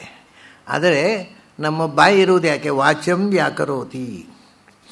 ಒಳ್ಳೆಯ ಮಾತನ್ನು ಆಡಲಿಕ್ಕೋಸ್ಕರ. ಒಳ್ಳೆಯ ಮಾತು ಭಗವಂತನ ಬಗ್ಗೆ ಮಾತಾಡಬೇಕು, ಶಾಸ್ತ್ರಗಳ ಬಗ್ಗೆ ಮಾತಾಡಬೇಕು, ಗೀತೆಯನ್ನು, ಉಪನಿಷತ್ತುಗಳನ್ನು ನಾವು ಆಡಬೇಕು, ಇನ್ನೊಬ್ಬರಿಗೆ ಕೇಳಿಸಬೇಕು. ಅದು ಬಹಳ ಕಷ್ಟ. ನಾವು ಲೋಕದ ಮಾತನ್ನಾಡುವುದಕ್ಕೆ ಒಂದು ದೊಡ್ಡ ಸಂಗತಿ ಏನಿಲ್ಲ. ಯಾರೋ ಸಿಕ್ಕಿದವುಗಳ ಏನು, ಹೇಗಿದ್ದೀರಿ, ಎಲ್ಲಿ, ಎರಡನೇ ಪ್ರಶ್ನೆ ಏನು ಮಾಡ್ತಾ ಇದ್ದೀರಿ? ಪಾಪ ಅವನು ಸಿಕ್ಕಿದ ಏನು ಮಾಡ್ತಾ ಇದ್ದೀರಿ, ಎಲ್ಲಿದ್ದೀರಿ ಅಂತ ಕೇಳೋದು. ಏನು ಮಾಡ್ತಾ ಇದ್ದೀರಿ ಅಂತಲ್ಲ, ಎಲ್ಲಿದ್ದೀರಿ ಅಂದರೆ ಯಾರ ಕೈ ಕೆಳಗೆ ಕೆಲಸ ಮಾಡ್ತಾ ಇದ್ದೀರಿ ಅಂತ ಅರ್ಥ. ಅದಕ್ಕೆ ಅವನು ಎಲ್ಲಿಯಾದರೂ ನೌಕರನಾಗಿ ಯಾರ ಕೈಗಳಿಗೆ ಕೆಲಸ ಮಾಡ್ತಾ ಇದ್ದರೆ ನೀವು ಈ ದೇಶದಲ್ಲಿ ಇದ್ದೀರಿ. ನೀವೆಲ್ಲಾರು ಎಲ್ಲಿದ್ದೀನಿ? ಎಲ್ಲಿಯೂ ಇಲ್ಲ, ನಮ್ಮ ಮನೆಯಲ್ಲಿ ಒಂಚೂರು ತೋಟ. ಹೌದಾ? ಹಾಗಾದ್ರೆ ನೀವು ಎಲ್ಲೂ ಇಲ್ಲ. You are nowhere in this country. ನೀವು if you are an independent person, you are nowhere in this country. ಯಾರೋ ಒಂದು ಬ್ಯಾಂಕಿನಲ್ಲಿ ಅಟೆಂಡರ್ ಆಗಿದ್ದರೆ ಕೂಡಲೇ ಜಾತಕ ತೆಗಿತಾರೆ. ನನ್ನ ಮಗಳದ್ದೊಂದು ಜಾತಕ, ಅವನು ಇದ್ದೊಂದು ಬ್ಯಾಂಕಿನಲ್ಲಿ ಅಟೆಂಡರ್ ಆಗಿದೆ. ಅಲ್ಲ, ಎಷ್ಟು ದರಿದ್ರ ಬುದ್ಧಿ ನಮ್ಮದು. ನೈತ್ಯ ಅಂದರೆ ನಾವು ದಾಸ್ಯ ಪ್ರಜ್ಞೆಯಿಂದ ಹೊರಗೆ ಬರಲೇ ಇಲ್ಲ. ಬ್ರಿಟಿಷರು ಅರದು ತಲೆ ಹಾಕಿ ಕಳಿಸಿಬಿಟ್ಟಿದ್ದಾರೆ. ಅವರು ಹೋದರೂ ಅವ್ರ ಬುದ್ಧಿ ಹೋಗಲಿಲ್ಲ. ಅದನ್ನು ಹೇಳಿದವರು ಏನವಾ ವಾಚಂಕರೋತಿ. ಅದನ್ನು ಇವನು ಹೇಳಿದ, ಭಾರವಿ ಹೇಳಿದ, ಭವಂತಿ ತೇ ಸಭ್ಯತಮಾಹ ವಿಪಶ್ಚಿತಾಂ ಮನೋಗತಂ ವಾಚಿ ನಿವೇಶೆ ಅಂತೀಯೇ. ಮನಸ್ಸಿನಲ್ಲಿದ್ದದ್ದನ್ನು ಬಾಯಲ್ಲಿ ಹೇಳೋದು ಸುಲಭದ ಕೆಲಸ ಅಲ್ಲ ಅಂತ ನಾವು. ಎಷ್ಟೋ ಜನರಿಗೆ ಮನಸ್ಸಿನಲ್ಲಿ ಇರುತ್ತೆ, ಅದನ್ನು ಬಾಯಲ್ಲಿ ಹೇಳಲಿಕ್ಕೆ ಆಗೋದಿಲ್ಲ. ಈಗ ನೀವು ಯಾವುದೋ ಒಂದು ಅಮೇರಿಕಕ್ಕೆ ಹೋಗಿ ಅಲ್ಲಿ ಯಾವುದೋ ಒಂದು ಊರನ್ನು ನೋಡಿದಿರಿ, ಅಲ್ಲಿ ಸೌಂದರ್ಯವನ್ನು ನೋಡಿದಿರಿ, ಇಲ್ಲಿ ಬಂದ ಮೇಲೆ ಅದನ್ನು ವರ್ಣನೆ, ಅಯ್ಯೋ ನೋಡಿದ್ದೇನಪ್ಪ, ಅದು ಹೇಳಲಿಕ್ಕಾಗೋಲ್ಲ. ಯಾವುದನ್ನು ನಮ್ಮ ಮನಸ್ಸಲ್ಲಿದ್ದನ್ನು ಬಾಯಲ್ಲಿ ಹೇಳಲಿಕ್ಕಾಗೋದಿಲ್ಲ. ಆಮೇಲೆ ಅದೇ ಕಷ್ಟ. ಮನಸ್ಸಲ್ಲಿದ್ದದನ್ನು ಬಾಯಲ್ಲಿ ಹೇಳೋದೇ ದೊಡ್ಡ ವಿದ್ವತ್ತು ಅಂತ ಹೇಳಿದರು. ನಯಂತಿ ತೇಷ್ವಪಿ ಉಪಪನ್ನ ನೈಪುಣ ಗಭೀರಮರ್ಥಂ. ಅದರಲ್ಲಿಯೂ ಗಭೀರವಾದ ಸಂಗತಿಗಳನ್ನು, ಉದಾಹರಣೆಗೆ ಐತರೇಯ ಉಪನಿಷತ್ತಿನಂಥ ಅತ್ಯಂತ ಕ್ಲಿಷ್ಟವಾದ ಸಂಗತಿಗಳನ್ನು ಎಲ್ಲರಿಗೂ ಅರ್ಥವಾಗುವಂತೆ ಹೇಳುವುದು ಅನೇಕ ಜನ್ಮದ ಪುಣ್ಯದ ಫಲ. ಹೇಳಲಿಕ್ಕಾಗೋಲ್ಲ, ಮಾತಾಡಲಿಕ್ಕೆ ಬರೋಲ್ಲ. ಗಭೀರ ಅದು. ಹಾಗಾಗಿ ಏನವ ಅಂಥ ಹೇಳಲಿಕ್ಕಾಗದ ಸಂಗತಿಯನ್ನು ಬಾಯಿಯ ಮೂಲಕ ಹೇಳಿಸ್ತಾನಲ್ಲ ಯಾರವನು, ಅವನು ನುಡಿಸಿದರೆ ಇದು ಮಾತಾಡಲಿಕ್ಕಾಗತ್ತೆ, ಇಲ್ಲದ್ರೆ ಏನು ಮಾತಾಡಲಿಕ್ಕಾಗತ್ತೆ. ಹಾಗಾಗಿ ಎಲ್ಲರೂ ನಾವು ಕೊಚ್ಚಿಕೊಳ್ತೇವೆ, ನಾನು ಹಾಗೆ ಮಾತಾಡಿಬಿಟ್ಟೆ, ಹೀಗೆ ಮಾಡಿಬಿಟ್ಟೆ, ಹೀಗೆ ನೋಡಿಬಿಟ್ಟೆ. ಯಾವುದು ನಮ್ಮದಲ್ಲ ಅನ್ನುವುದನ್ನು ಮೊದಲು ತಿಳಿ. ಏನವಾ ವಾಚಂ ವ್ಯಾಕರೋತಿ. ಆಮೇಲೆ ಎಲ್ಲಕ್ಕಿಂತ ಇದು ಕಣ್ಣಿನ ಕ್ರಿಯೆ ಆಯಿತು, ಮಾತಿನ ಕ್ರಿಯೆ ಆಯಿತು, ಕಿವಿಯ ಕ್ರಿಯೆ ಆಯಿತು, ಆಮೇಲೆ ಮೂಗಿನ ಕ್ರಿಯೆ ಆಯಿತು. ಏನಚ ಸ್ವಾದು ಏನ ಸ್ವಾದುಚ ಏನವಾ ಸ್ವಾದುಚ ಅಸ್ವಾದುಚ ವಿಧಾನ.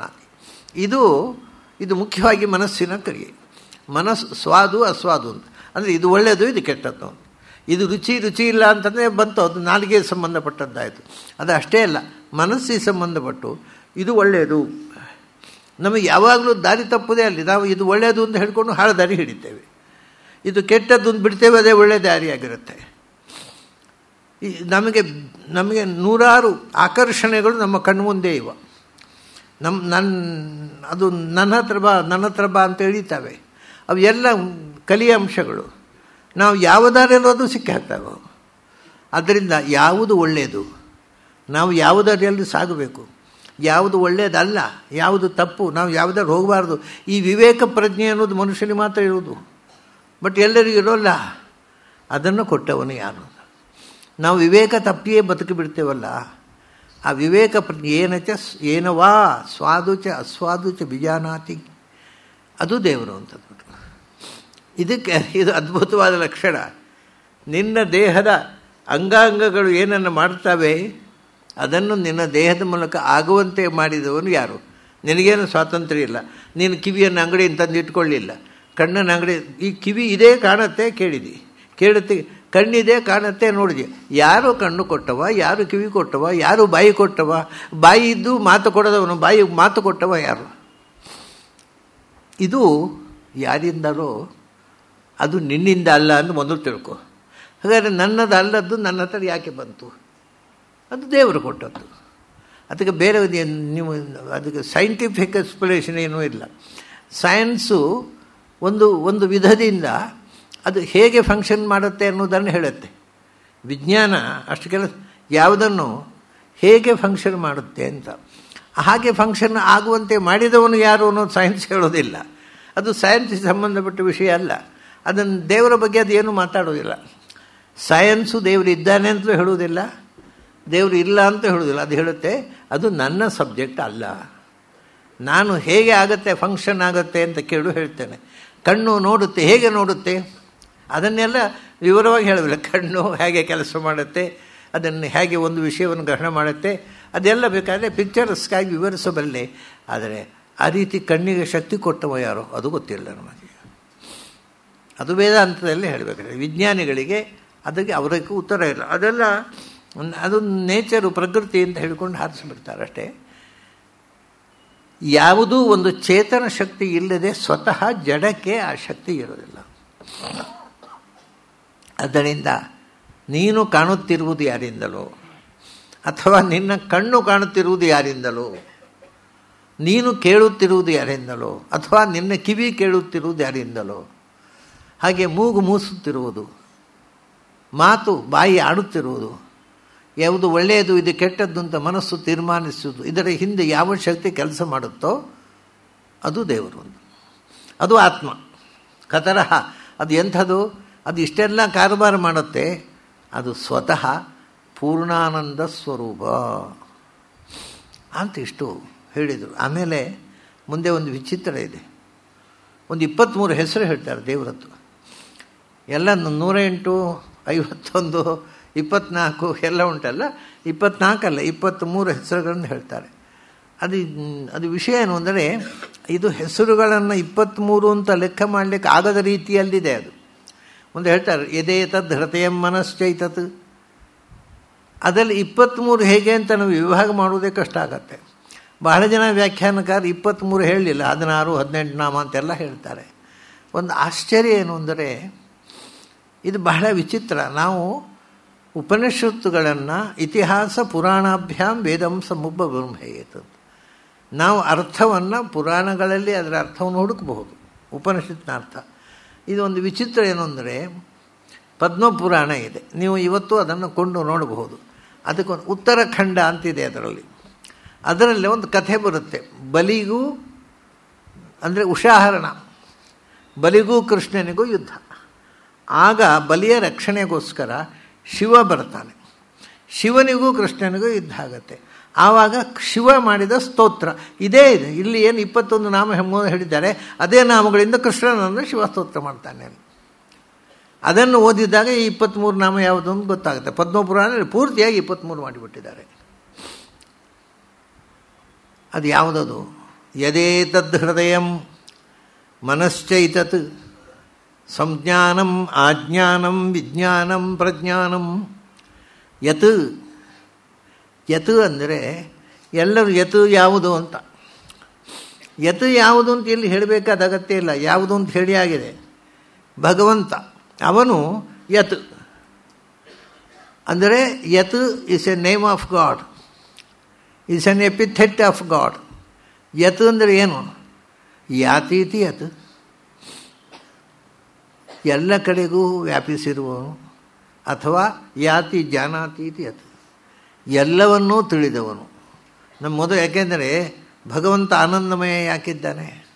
ಅವನು ಯತ್ ಅಂದರೆ ಅವನು ಎಲ್ಲ ಜ್ಞಾನಗಳಿಂದ ತುಂಬಿದವ, ಜ್ಞಾನಪೂರ್ಣ. ಅವನು ಜ್ಞಾನಪೂರ್ಣನಾಗಿ ಎಲ್ಲ ಕಡೆ ತುಂಬಿದ್ದಾನೆ. ನಮಗೇನ್ರಿ? ಅಲ್ಲಪ್ಪ, ತತ್ ಅದು ಎಲ್ಲ ಕಡೆ ಇದೆ ಅಲ್ವ? ಅದು ಎಲ್ಲಿದೆ? ಏತತ್ ಇಲ್ಲೇ ಇದೆ, ನಿನ್ನ ಹೃದಯದಲ್ಲೇ ಇದೆ. ಏತತ್ ಅಂದರೆ ಎಲ್ಲಕ್ಕಿಂತ ಹತ್ತಿರದಲ್ಲಿರುವಂಥದ್ದು, ಸಮೀಪ ತರ ವರ್ತಿಚ ಏತದೋ ರೂಪಂ. ಅದು ಯತ್ ಎಲ್ಲ ಕಡೆ ಇರುವಂಥದ್ದು, ಜ್ಞಾನರೂಪವಾಗಿ ಎಲ್ಲ ಕಡೆ ವ್ಯಾಪಿಸಿರುವಂಥದ್ದು. ಅದು ಅಷ್ಟೇ ಅಲ್ಲ, ಏತತ್ ಅದು ಏತತ್. ನಿನ್ನೆ ಬಂತಲ್ಲ, ಅಯಂ ಆವಸಥಃ ಅಯಂ ಆವಸಥಃ, ಹಾಗೆ ಏತತ್ ಅವರು ಕೈ ಇಟ್ಟು ಏತತ್. ಅದು ಇಲ್ಲೇ ನಮಗೆ ಅತ್ಯಂತ ಸಮೀಪದಲ್ಲಿರುವ ವಸ್ತು ಯಾವುದು? ಹೆಂಡತಿ ಮಕ್ಕಳಲ್ಲ, ನನ್ನ ಪಕ್ಕದಲ್ಲಿರುವ ಭಗವಂತ. ಜೀವ ಸ್ವರೂಪದ ಒಟ್ಟಿಗೆ ದ್ವಾಸು ಪರ್ಣಾಸಯುಜ ಸಖಾಯ, 2 ಹಕ್ಕಿಗಳು ಒಟ್ಟಿಗೆ ಎಣೆ ಹಕ್ಕಿಗಳಂತೆ. ನನ್ನ ಒಟ್ಟಿಗೆ ಅತ್ಯಂತ ಸಮೀಪದಲ್ಲಿರುವ ವಸ್ತು ಯಾವುದು? ಅದು ಏತತ್. ಸೊ ಎಲ್ಲ ಕಡೆ ತುಂಬಿದ ಭಗವಂತ ಇಲ್ಲಿ. ಇದು ಋಷಿಗಳು ಧ್ಯಾನ ಮಾಡುವಾಗ ಭಗವಂತನ ಹೆಸರುಗಳು ಆವಿಷ್ಕಾರವಾದ ಬಗ್ಗೆ. ಅದು ಇಲ್ಲೇ ಅಂದರೆ ಎಲ್ಲಿ? ಹೃದಯಂ, ನಿನ್ನ ಹೃತ್ತಿನಲ್ಲಿ. ಹೃತ್ ಅಯತೆ ಇದು ಹೃದಯಂ, ನಿನ್ನ ಹಾರ್ಟಿನಲ್ಲೇ ಇದ್ದಾನೆ. ನೀನು ಜೀವ ಇರೋದು ಹಾರ್ಟ್ನಲ್ಲಿ, ಇಡೀ ದೇಹದಲ್ಲಿ ಜೀವ ಇರೋದಿಲ್ಲ. ಹಿಂದೆ ಹಾಗೆ ಇತ್ತು. ಜೈನರ ಸಿದ್ಧಾಂತದಲ್ಲಿ ಅವರು ಇಡೀ ದೇಹದಲ್ಲಿ ಜೀವ ಇದೆ ಅಂತ ಹೇಳ್ತಿದ್ದರು. ಕಡೆ ಗೊತ್ತಾಯಿತು ಇಡೀ ದೇಹದಲ್ಲಿ ಜೀವ ಇರುವುದಲ್ಲ, ಮತ್ತೇರುವುದಿದು ಇಲ್ಲಿ ಮಾತ್ರ ಹಾರ್ಟಿನಲ್ಲಿ ಜೀವ ಇರೋದು. ಹಾರ್ಟಿನಲ್ಲಿ ಜೀವ ಇರೋದು, ಹೃತ್ತಿನಲ್ಲಿ, ಅಲ್ಲೇ ಭಗವಂತ ಇರೋದು. ನಾವು ಹೇಳ್ತೇವಲ್ಲ, ಹೃತ್ಕಮಲ ಮಧ್ಯ ನಿವಾಸಿ ವಾಸುದೇವ ಸಂಕೃಷ್ಣ ಪ್ರತಿಮ್ನಾನಿರುದ್ಧಾದಿ ಚತುರ್ಮೂರ್ತ್ಯಾದಿ ಅನಂತಾವತಾರಾತ್ಮಕ. ಅವನು ಇರುವುದೇ ಇಲ್ಲಿ. ಹಾಗಾಗಿ ಅವನು ಎಲ್ಲಿ? ಏತತ್ ಹತ್ತಿರ ಇದ್ದ, ಎಲ್ಲಿದ್ದಾನೆ? ಹೃದಯದಲ್ಲೇ ಇದ್ದಾನೆ, ನಿನ್ನ ಹಾರ್ಟ್ನಲ್ಲೇ ಇದ್ದಾನೆ. ಅಂದರೆ ನಿನ್ನ ಒಟ್ಟಿಗೆ ಇದ್ದಾನೆ, ಅಂಟಿಕೊಂಡಿದ್ದಾನೆ ನಿನಗೆ. ಹೃದಯಂ ಯದೇತತ್ ಹೃದಯಂ. ಆಮೇಲೆ ಮನಶ್ಚೈತತ್, ಮನಃ ಅವನೇನು ಗೊತ್ತಾ, ಎಲ್ಲವನ್ನೂ ತಿಳಿದು ಮಾಡುವವನು, ಗಡಿಬಿಡಿ ಮಾಡುವವನಲ್ಲ. ಯಾರು ಏನು ಎಲ್ಲಿ ಹೇಗೆ ತಿಳಿದು ಮಾಡುವನು, ಅದಕ್ಕೆ ಮನಃ ಮನುತೆ, ಮನು ಅವಬೋಧನೆ, ಎಲ್ಲವನ್ನೂ ತಿಳಿದು ಮಾಡುವನು. ಯಾವುದನ್ನು ನಾವು ತಿಳಿದೇ ಮಾಡಿದರೆ, ಒಂದು ಗಾದೆ ಉಂಟಲ್ಲ, ವಿನಾಯಕಂ ಗುರುವಾಣ ರಚಯಾಮಾಸ ವಾನರಂ ಅಂತ. ಗಣಪತಿಯನ್ನು ಮಾಡಬೇಕಂತ ಹೊರಟ, ಅದು ಹನುಮಂತ ಆಯಿತು. ಏನು ಮಾಡೋದು, ಒಂದು ಆಯ್ತಲ್ಲ, ಕಲಾಕೃತಿ ಅಂತೂ ಆಯಿತು, ಏನೋ ಒಂದು ಆಗಲಿ. ಹಾಗೆ ಅಲ್ಲ, ಗಣಪತಿಯನ್ನು ಮಾಡಬೇಕು ಅಂತ ಸಂಕಲ್ಪ ಮಾಡಿದ್ರೆ ಗಣಪತಿಯೇ, ವಾನರ ಆಗಬೇಕು ಅಂದರೆ ವಾನರನೇ. ಅಂದರೆ ಮನಃ ಅಂದರೆ ಯಾವುದಾಗಬೇಕು ಅಂತ ಮನಸ್ಸು ಮಾಡ್ತಾನೆ ಅದನ್ನೇ ಮಾಡುವವನು. ಅವನು ಪ್ರತಿಯೊಂದು ಕ್ರಿಯೆ ಹಿಂದೆ ಅರಿವು ಇದೆ, ಅದರ ಅರ್ಹತೆಗೆ ತಕ್ಕಂತೆ ಅದನ್ನು ಮಾಡುವವನು ನನ್ನೊಳಗೂ ಇದ್ದಾನೆ. ಮುಂದೆ ಒಂದು ಹೊಸ ಮನಶ್ಚೈತತ್, ಮನಃ ಚ ಅವನು ನೋಡಿದ್ರು, ಅಲ್ಲಪ್ಪ ಇಷ್ಟೆಲ್ಲ ಕಾರ್ಬಾರ ಮಾಡಲಿಕ್ಕೆ ಏನು ಕಾರಣ ಅಂದರೆ ಚಾ. ಅರೆ ಏನು ಚಾ ಅಂದರೆ ಏನು, ನಮಗೆ ಗೊತ್ತಿರೋ ಚಾ ನಾವು ಕುಡಿದು ಬಂದಿದ್ದೇವೆ ಮನೆಯಿಂದ. ಇದು ಏನು ಚಾ ಅನ್ನೋದಕ್ಕೆ ಸಂಸ್ಕೃತದಲ್ಲಿ ಸಮುಚ್ಚಯ ಅಂತ, ಎಲ್ಲ ಗುಣಗಳ ಕಡಲು ಅಂತ ಅರ್ಥ. ಅದೊಂದು ಹೆಸರು. ಅವರಿಗೆ ಒಂದೊಂದು ಅಕ್ಷರ ನೋಡಿದಾಗ ಅರೆ ಭಗವಂತ ಅವನು ಯಾಕೆ ಎಲ್ಲವನ್ನು ತಿಳಿದು ಮಾಡ್ತಾನೆ ಅಂದರೆ, ಅವನು he is full of all attributes, ಎಲ್ಲ ಗುಣಗಳ ಕಡಲು ಅವನು. ಚಹಾ. ಆಮೇಲೆ ಮನಶ್ಚ ಏತತ್ತು ಹಿಂದೆ ಬಂದಿದೆ ಅಲ್ವ, ಏತತ್ತು ಅಲ್ಲ ಇದು. ನೀವು ಪದ್ಮಪುರಾಣ ನೋಡಿ, ಅಲ್ಲಿ ಈತತ್ತು ಅಂತಿದೆ. ಪದ್ಮಪುರಾಣದಲ್ಲಿ ಇದರದ್ದೇ ಪೂರ್ತಿ 23 ಹೆಸರುಗಳು ಇದೆ.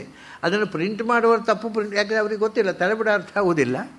ಈ 23 ನಾಮಗಳು ಕೂಡ ಶಿವ ಕೃಷ್ಣನಿಗೆ ವಿಶೇಷವಾಗಿ ಹೇಳಿ ಇದೆಲ್ಲ ನೀನಪ್ಪ ಅಂತ ಹೇಳ್ತಾನೆ. ಬಹಳ ಚೆನ್ನಾಗಿದೆ ಅದು ಪದ್ಮಪುರಾಣದಲ್ಲಿ ಶಿವಕೃಷ್ಣ ಸಂವಾದ. ಅದು ಏತತ್ ಅಲ್ಲ, ಇದು ಇತತ್ 2 ಹೆಸರು ಆಯ್ತು ಅಲ್ಲಿ ನೋಡಿ. ತತ್ ಯತ್ ಏತತ್ ಹೃದಯಂ ಮನಃ ಚ ಇತತ್. ಅಂದರೆ ಗುಣಗಳ ಸಮುಚ್ಚಯ. ಗುಣಗಳ ಸಮುಚ್ಚಯವನ್ನು ಚಿಂತನೆ ಮಾಡಿದಾಗ ಋಷಿ ಅನಿಸು, ಏನು ಅದ್ಭುತ ಆ ಗುಣಗಳ ಸಮುಚ್ಚಯ. It is something unimaginable. ಆತತ ಎಲ್ಲ ಕಡೆ ತುಂಬಿರತಕ್ಕ ಒಂದು ವಿಸ್ಮಯ. ಅದು ವಿಸ್ಮಯ ಅಂತ ಕೂಡ ಅಂತಂದುಬಿಟ್ರು. ಅದು ಒಂದು ಭಗವಂತನ ಹೆಸರಾಯಿತು. ಆಮೇಲೆ ಅದೇ ಭಗವಂತ ಇತತ್ ಅಂತ. ಇತತ್ ಒಂದು ತಾಲೂಪಾದ್ರೆ ಇತತ್, ಒಳಗಿನಿಂದ ಇತ, ಹೊರಗಿನಿಂದ ತತ್. ಒಳಗೆ ತುಂಬಿದವ, ಹೊರಗೆ ವ್ಯಾಪಿಸಿದವ ಇತತ್. ಏತತ್ ಅವನು ಏನು ಸ್ವಭಾವ, ಸಂಜ್ಞಾನಂ ಅಜ್ಞಾನಂ ವಿಜ್ಞಾನಂ ಪ್ರಜ್ಞಾನಂ. ಅವನ ಜ್ಞಾನ ಎಂಥದ್ದು, ಜ್ಞಾನಸ್ವರೂಪ ಅಂತ ಹೇಳಿದಿರಿ. ಯತು ಅಂದರೆ ಜ್ಞಾನಸ್ವರೂಪ ಅಂತ ಹೇಳಿದಿರಿ. ಅವನು ಜ್ಞಾನಮಯ ಆನಂದಮಯ ಅಂತ ಆಯ್ತು. ಈಗ ಜ್ಞಾನ ಎಂಥದ್ದು, ಸಂಜ್ಞಾನಂ. ನಮ್ಮಲ್ಲಿ ಜ್ಞಾನ ಇದೆ, ಪೂರ ಅರ್ದಿದ್ರು ಒಂದು ಚೂರು ಇದೆ, ಅದು ಪೂರ ತಪ್ಪು. ಅವನ ಜ್ಞಾನದಲ್ಲಿ ಯಾವುದೇ ಡಿಫೆಕ್ಟ್, ತಪ್ಪಿಲ್ಲದ ಅರಿವುದು. ಅವನ ಅರಿವಿನಲ್ಲಿ ಯಾವತ್ತೂ ಯಾವ ತಪ್ಪು ಇಲ್ಲ. ನಮ್ಮದೆಲ್ಲ ತಪ್ಪೇ ತಿಳ್ಕೊಂಡಿರೋದು. ನಾವು ಉಪನಿಷತ್ತು ಓದಿ ಉಪನಿಷತ್ತೇ ತಪ್ಪು ಅರ್ಥ ಆಗಿಬಿಡುತ್ತೆ ನಮಗೆ. ಇನ್ನು ಉಳಿದದ್ದೇನು ಅರ್ಥ ಆಗೋದು, ಯಾವುದು ಸರಿಯಾಗಿ ಅರ್ಥವೇ ಆಗೋದಿಲ್ಲ, ತಪ್ಪು ಅರ್ಥ ಮಾಡಿಕೊಳ್ತೇವೆ. ಭಗವಂತ ಸಂಜ್ಞಾನಂ, ಸಮ್ಯಕ್ ಜ್ಞಾನ. ಅವನಲ್ಲಿ ತಪ್ಪು ತಿಳುವಳಿಕೆ ಅನ್ನುವುದಿಲ್ಲ. ಅಂದರೆ ಅಜ್ಞಾನದ ಸ್ಪರ್ಶ ಇಲ್ಲದ, ವಿಪರೀತ ಜ್ಞಾನದ ಸ್ಪರ್ಶ ಇಲ್ಲದ ಯಥಾರ್ಥ ಜ್ಞಾನ ಸ್ವರೂಪ. ಏನು ಆ ನಾಮಗಳಿಂದ ಭಗವಂತನ ಗುಣಗಳ ಅನುಸಂಧಾನ ಮಾಡ್ತಾರೆ, ಸಂಜ್ಞಾನಂ. ಆಮೇಲೆ ಆ ಜ್ಞಾನಂ, ಆ ಒಂದು ಜ್ಞಾನ ಉಂಟಲ್ಲ, ಅದು ಎಲ್ಲಿದೆ? ಆ ಜ್ಞಾನಂ ಎಲ್ಲಿ? ಅವನು ಎಲ್ಲ ಕಡೆ ಇದ್ದಾನೆ, ಆ ಜ್ಞಾನವೂ ಎಲ್ಲ ಕಡೆ ಇದೆ. ಅದು ಅನಂತವಾದ ಜ್ಞಾನ, ಆಮ್ನಿ ಪ್ರೆಸೆಂಟ್. ಅದು ಅವನ ಹಾಗೆ ಆತತಂ ಜ್ಞಾನಂ. ಅವನ ಜ್ಞಾನ ಅನ್ನೋದು ಎಲ್ಲ ಕಡೆ ವಿಶ್ವದಲ್ಲಿ ತುಂಬಿರುವಂಥದ್ದು. ಆಮೇಲೆ ವಿಜ್ಞಾನಂ, ದೇವರಿಗೆ ವಿಜ್ಞಾನ ಅಂತ ಹೇಳ್ತಾರೆ. ನಿಮಗೆಲ್ಲ ವಿಜ್ಞಾನವೇ ಗೊತ್ತಿಲ್ಲ ಅಂತಾರೆ ಉಪನಿಷತ್ಕಾರರು. ಏನೂ ಗೊತ್ತಿಲ್ಲ, ನೀವು ವಿಜ್ಞಾನಿಗಳು ಅಂತ ಹಾರಾಡ್ತೀರಾ, ನಿಮಗೆ ಏನೂ ಗೊತ್ತಿಲ್ಲ. ವಿಜ್ಞಾನ ಅಂತ ಇದ್ದರೆ ಅದು ಭಗವಂತನಿಗೆ ಸಂಬಂಧಪಟ್ಟದ್ದು. ಏನು ಗೊತ್ತಾ ವಿಜ್ಞಾನ ಅಂದರೆ? ಒಂದು ವಸ್ತುವಿನ ವಿವಿಧ ಮುಖಗಳ ತಲಸ್ಪರ್ಶಿಯಾದ ಜ್ಞಾನ. ಈಗ ನಮಗೆ ರೇಡಿಯೋ ಗೊತ್ತಿದೆ, ನಮ್ಮ ಮನೆಯಲ್ಲಿದೆ. ಟಿ ವಿ ಗೊತ್ತಿದೆ, ನಮ್ಮ ಮನೆಯಲ್ಲಿದೆ. ಅಲ್ಲಪ್ಪ ಟಿ ವಿ ಗಟ್ಟರೆ ರಿಪೇರಿ ಕಳಿಸ್ತೇವೆ. ವಿಜ್ಞಾನ ಅಂದರೆ ಆ ಟಿ ವಿ ಹೇಗೆ ಫಂಕ್ಷನ್ ಮಾಡುತ್ತೆ, ಅದನ್ನು ಮಾಡುವುದು ಹೇಗೆ, ಅದು ಕೆಟ್ಟರೆ ಅಂದರೆ ಅದರ ತಳಸ್ಪರ್ಶಿಯಾದ ಜ್ಞಾನ ಉಂಟಲ್ವ, ಅದು ಪೂರ್ಣ ವಸ್ತುಗಳ ತಲಸ್ಪರ್ಶಿಯಾದ ಜ್ಞಾನ ಇರೋದು ಭಗವಂತನಿಗೆ ಮಾತ್ರ. ಉಳಿದವರಿಗೆ ಈಗ ನೋಡಿ, ನಾವು ವಿಜ್ಞಾನ ಸೈನ್ಸಿನಿಂದ ನಾವು ಅಡ್ವಾನ್ಸ್ ಆಗಿಬಿಟ್ಟಿದ್ದೇವೆ, ಏನು ಬೇಕಾದ್ರೂ ಮಾಡಬಲ್ಲೆವು ಅಂತ. ಬಹಳ ಅಂದರೆ ಬಾಂಬು ಮಾಡಿ ದೇಶ ನಾಶ ಮಾಡಬಲ್ಲೆವು, ಅದಕ್ಕಿಂತ ಹೆಚ್ಚೇನು ಮಾಡಲಿಕ್ಕೆ ಆಗೋದಿಲ್ಲ. ನೀವು ನೋಡಿ ಒಂದು ಸಣ್ಣ ವಿಷಯ, ಇವಾಗ ಜೇನುನೊಣ ಇದೆ.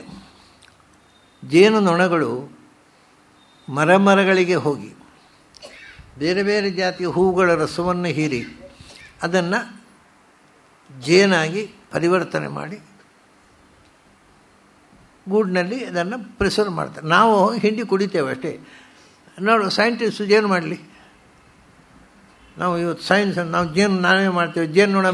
ಜೇನುನೊಣಕ್ಕೆ ಕೊಟ್ಟ ಶಕ್ತಿಯನ್ನು ಮನುಷ್ಯರಿಗೆ ಭಗವಂತ ಕೊಡಲಿಲ್ಲ. ನಮಗೆ ಅಹಂಕಾರ, ನಾವು ಎಲ್ಲ ಮಾಡಿಬಿಡ್ತೇವೆ, ನಮಗೆ ಗೊತ್ತಿಲ್ಲದಿಲ್ಲ ಅಂತ. ಏನೂ ಗೊತ್ತಿಲ್ಲ ನಿಜ ಮನುಷ್ಯನಿಗೆ. ಪೆದ್ದರಲ್ಲಿ ಪರಮ ಪೆದ್ದ ಮನುಷ್ಯ. ಅದೇ ಒಂದು ತಲೆಯಲ್ಲಿ ಮಹಾಜ್ಞಾನಿ, ನನ್ನಂಥ ಜ್ಞಾನಿಗಳೇ ಇಲ್ಲ ಅನ್ನೋ ಈಗೋ ಅಹಂಕಾರಗಳು, ಏನು ಅಹಂಕಾರಗಳು. ಆದರೆ ಅವನ ಹೇಳ್ತಾನೆ, ನಿಜವಾದ ವಿಜ್ಞಾನ ವಸ್ತುವಿನ ವಿವಿಧ ಮುಖದ ಪರಿಜ್ಞಾನ. ಅದರ ಎಲ್ಲ ಆಸ್ಪೆಕ್ಟಿನಿಂದ ಒಂದು ವಸ್ತುವನ್ನು ನೋಡಬೇಕಾದ್ರೆ ಬೇರೆ ಬೇರೆ ಆಸ್ಪೆಕ್ಟ್ ಇದೆ, ಅದು ವಿಜ್ಞಾನ. ನೋಡಿ, ಈಗ ಒಂದು ವಸ್ತು ನೀವು ಇಲ್ಲಿ ನೋಡಿದರೆ ಒಂದು ಥರ ಕಾಣೋದು. ರಸ್ತೆಯಲ್ಲಿ ಒಬ್ಬ ಹೋಗ್ತಾ ಇದ್ದಾನೆ, ಒಂದು ಬಸ್ಸು ಹೋಗ್ತಾ ಇದೆ, ನೀವು ರಸ್ತೆಯಲ್ಲಿ ಹೋಗುವಾಗ ಬಸ್ಸು ಕಾಣೋದು ಬೇರೆ ಥರ. ಅದೇ ವರ್ಲ್ಡ್ ಟ್ರೇಡ್ ಸೆಂಟರ್ನ ತುದಿಯಲ್ಲಿ ನಿಂತು ನೋಡಿದರೆ ಅದು ಬೆಂಕಿ ಪೆಟ್ಟಿಗೆ ಅಂತ ಸಣ್ಣದಾಗಿ ಕಾಣುತ್ತೆ. ಅಂದರೆ ಇವೆಲ್ಲ ನಾವು ಬೇರೆ ಬೇರೆ ಆ್ಯಂಗಲ್ನಲ್ಲಿ ನೋಡಿದಾಗ ಬೇರೆ ಬೇರೆ ಥರ ಕಾಣುತ್ತೆ. ಇದು ವಿಜ್ಞಾನ.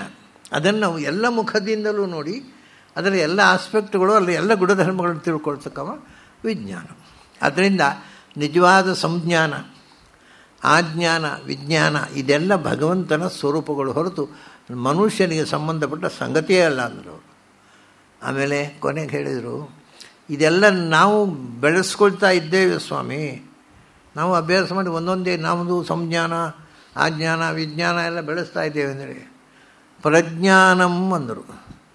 ಪ್ರಜ್ಞಾನಂ ಅಂದರೆ ಎಲ್ಲಕ್ಕಿಂತ ಪ್ರಕೃಷ್ಟವಾದ ಸ್ವರೂಪಭೂತವಾದ ಜ್ಞಾನ. ಭಗವಂತನ ಜ್ಞಾನ ನಮ್ಮ ಹಾಗೆ ಶಾಲೆಯಲ್ಲಿ ಹೋಗಿ ಕಲಿತು ಬಂದದ್ದಲ್ಲ, ಪುಸ್ತಕ ಓದಿ ಕಲಿತು ಬಂದದ್ದಲ್ಲ. ಮತ್ತು ಅದು ಪ್ರ ಅಂದರೆ ಭಗವತ್ ಸ್ವರೂಪ, ಪ್ರಕೃಷ್ಟವಾದ ಭಗವತ್ ಸ್ವರೂಪವೇ ಜ್ಞಾನ. ಜ್ಞಾನದ ಸ್ವರೂಪ ಅವನು. ಅದನ್ನು ನೀವು ಏನು ಮಾಡಿದ್ರು ಅಂಥ ಜ್ಞಾನವನ್ನು ನೀವು ಗಳಿಸುವುದು ಪೂರ್ಣವಾಗಿ. ಆದರೆ ಅವನು ಗಳಿಸಿದ್ದೇ ಅಲ್ಲ, ಸ್ವರೂಪಭೂತವಾದ ಜ್ಞಾನ ಅದು. ನಮ್ಮ ಜ್ಞಾನವು ಸ್ವರೂಪಭೂತವಾದದ್ದು ಉಂಟು, ಇಲ್ಲ ಅಂತಲ್ಲ. ಅದು ಎಲ್ಲೋ ಒಂದು ಕಿಂಚಿತ್ ಜ್ಞಾನ ನಮಗೂ ಸ್ವರೂಪತಃ ಇದೆ. ಮತ್ತು ಉಳಿದದ್ದೆಲ್ಲ ಎಲ್ಲೋ ಹೋಗಿ ಶಾಲೆಯಲ್ಲಿ ಹೋಗಿ ಏನೇನೋ ಮೇಷ್ಟ್ರು ಹೇಳಿದ ತಪ್ಪನ್ನು ಊರು ಹೊಡೆದು ಅದರಲ್ಲಿ ಪಾಸಾಗಿ ಆಮೇಲೆ ಮರೆತು ಬಿಟ್ಟು ಮತ್ತು ಮುಂದೆ ಜನ್ಮದಲ್ಲಿ ಪುನಃ ಈ ಬರೀಲಿ ಶುರು ಮಾಡೋದು. ಇದು ಮರೆತು ಹೋಗಿದೆ. ಈ ಜನ್ಮದಲ್ಲಿ ದೊಡ್ಡ ಸೈಂಟಿಸ್ಟ್ ಆದ, ಸತ್ತ, ಮುಂದಿನ ಜನ್ಮ ಪುನಃ ಅಕ್ಷರಮಾಲಿಕೆ ಅಭ್ಯಾಸ, ಊರು ಹಾಕು. ಯಾಕೆಂದರೆ ಹಿಂದಿನ ಜನ್ಮದ ಏನು ಉಳಿಲಿಲ್ಲ, ಅಹಂಕಾರ ಪೂರ ಹಿಡಿದು ಹೋಯಿತು. ನಮಗೆ ಹೀಗೆ ಮನುಷ್ಯನಿಗೆ ಅವನ ಅಹಂಕಾರ ಹೋಗದೆ ಸತ್ಯ ತಿಳಿಯೋಲ್ಲ. ಅದರಿಂದ ಪ್ರಜ್ಞಾನಂ ಅದು ಪ್ರಕೃಷ್ಟವಾದ ಜ್ಞಾನದ ಮೊತ್ತ. ಅದು ಬಂಡ್ಲದು, ಜ್ಞಾನದ್ದೇ ಬಂಡ್ಲದು. ಅದು ನಮ್ಮದಾಗೋದು ಸಾಧ್ಯ ಇಲ್ಲ. ಆಯಿತು. ಆಮೇಲೆ 7, 4, 11 ನಾಮ ಆಯಿತು. ಇನ್ನು 12 ನಾಮ ಆದರೆ 23 ಆಗತ್ತೆ. ಮೇಧ, ದೃಷ್ಟಿ, ಧೃತಿ, ಮತಿ. ಅವರೇ ಮೇಧ, ದೃಷ್ಟಿ, ಧೃತಿ, ಮತಿ, ಮನೀಷಾ. ಮತ್ತು 5 ನಾಮ ನೋಡೋಣ, ಆಮೇಲೆ 7 ನಾಮ ಅಂದರೆ ಮೇಧ ಅಂದರೆ ನಮಗೆ ಯಾವುದು ಇಲ್ಲವೋ ಅದು. ಮೇಧ ಅಂದರೆ ಸ್ಮರಣಶಕ್ತಿ. ನಮಗೇನು ನೋಡಿ, ನೀವು ಇವತ್ತು ಉಪನ್ಯಾಸ ಕೇಳಿದ್ದು ಮತ್ತೆ ಅದನ್ನು ರೆಕಾರ್ಡ್ ಮಾಡಿ ಮನೇಲಿ ಪುನಃ ಕೇಳಬೇಕು, ಹೇಳಿದ ನೆನಪು ಇರೋದಿಲ್ಲ. ಮೇಧನೇ ಇಲ್ಲ. ಯಾರಿಗೂ ಮೇಧಾವಿಗಳು ಅಂತ ಯಾರೂ ಇಲ್ಲ ಈಗ ಜಗತ್ತಿನಲ್ಲಿ. ಅದು ಈ ಕ್ಯಾಸೆಟ್ ಬಂದ್ವೇನಂತೂ ಮೇಧಾವಿ ಅನ್ನೋ ಶಬ್ದವನ್ನೇ ಡಿಕ್ಷನರಿಯಿಂದ ತೆಗೆದು ಹಾಕ್ಬೋದು. ಯಾಕೆಂದರೆ ಮೇಧ ಕೆಲಸವೇ ಮಾಡೋದಿಲ್ಲ. ಅದೇ ಕ್ಯಾಸೆಟ್ನಲ್ಲಿ ಉಂಟಲ್ವ, ಕೇಳಿದರೆ ಸೈ.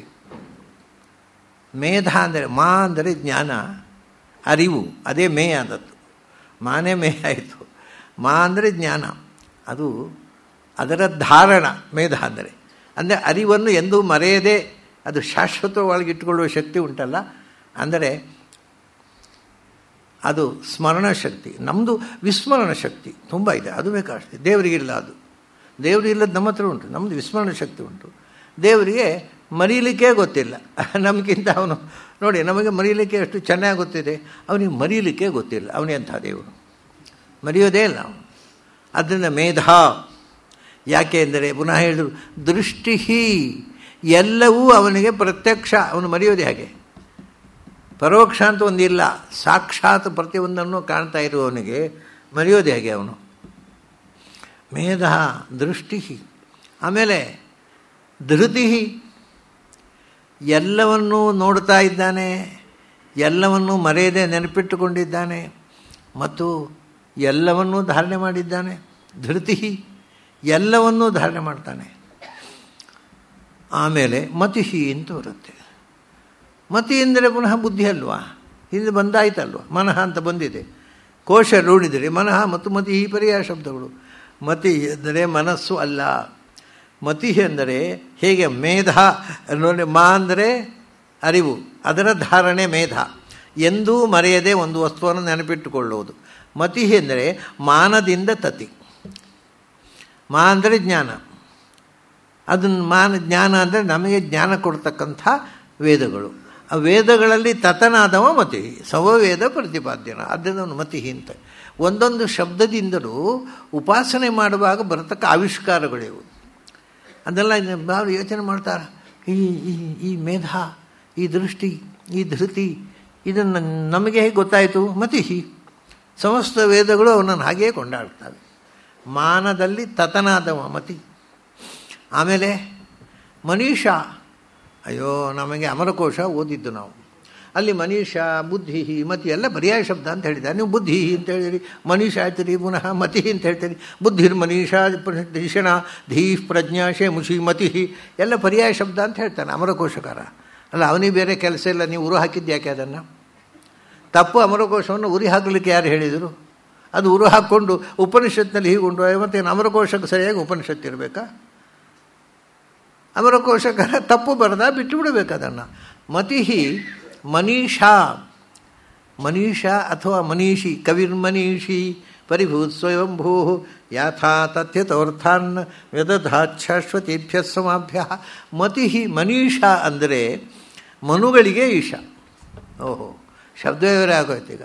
ಮನು ಪ್ಲಸ್ ಈಶಾ, ಮನು ಈಶಾ. ಮನು ಅನ್ನುವಲ್ಲಿ ಉಕಾರ ಹೋಯಿತು, ಮನ್ ಉಳೀತು. ಮನ್ ಈಶಾ, ಮುನೀಶಾ.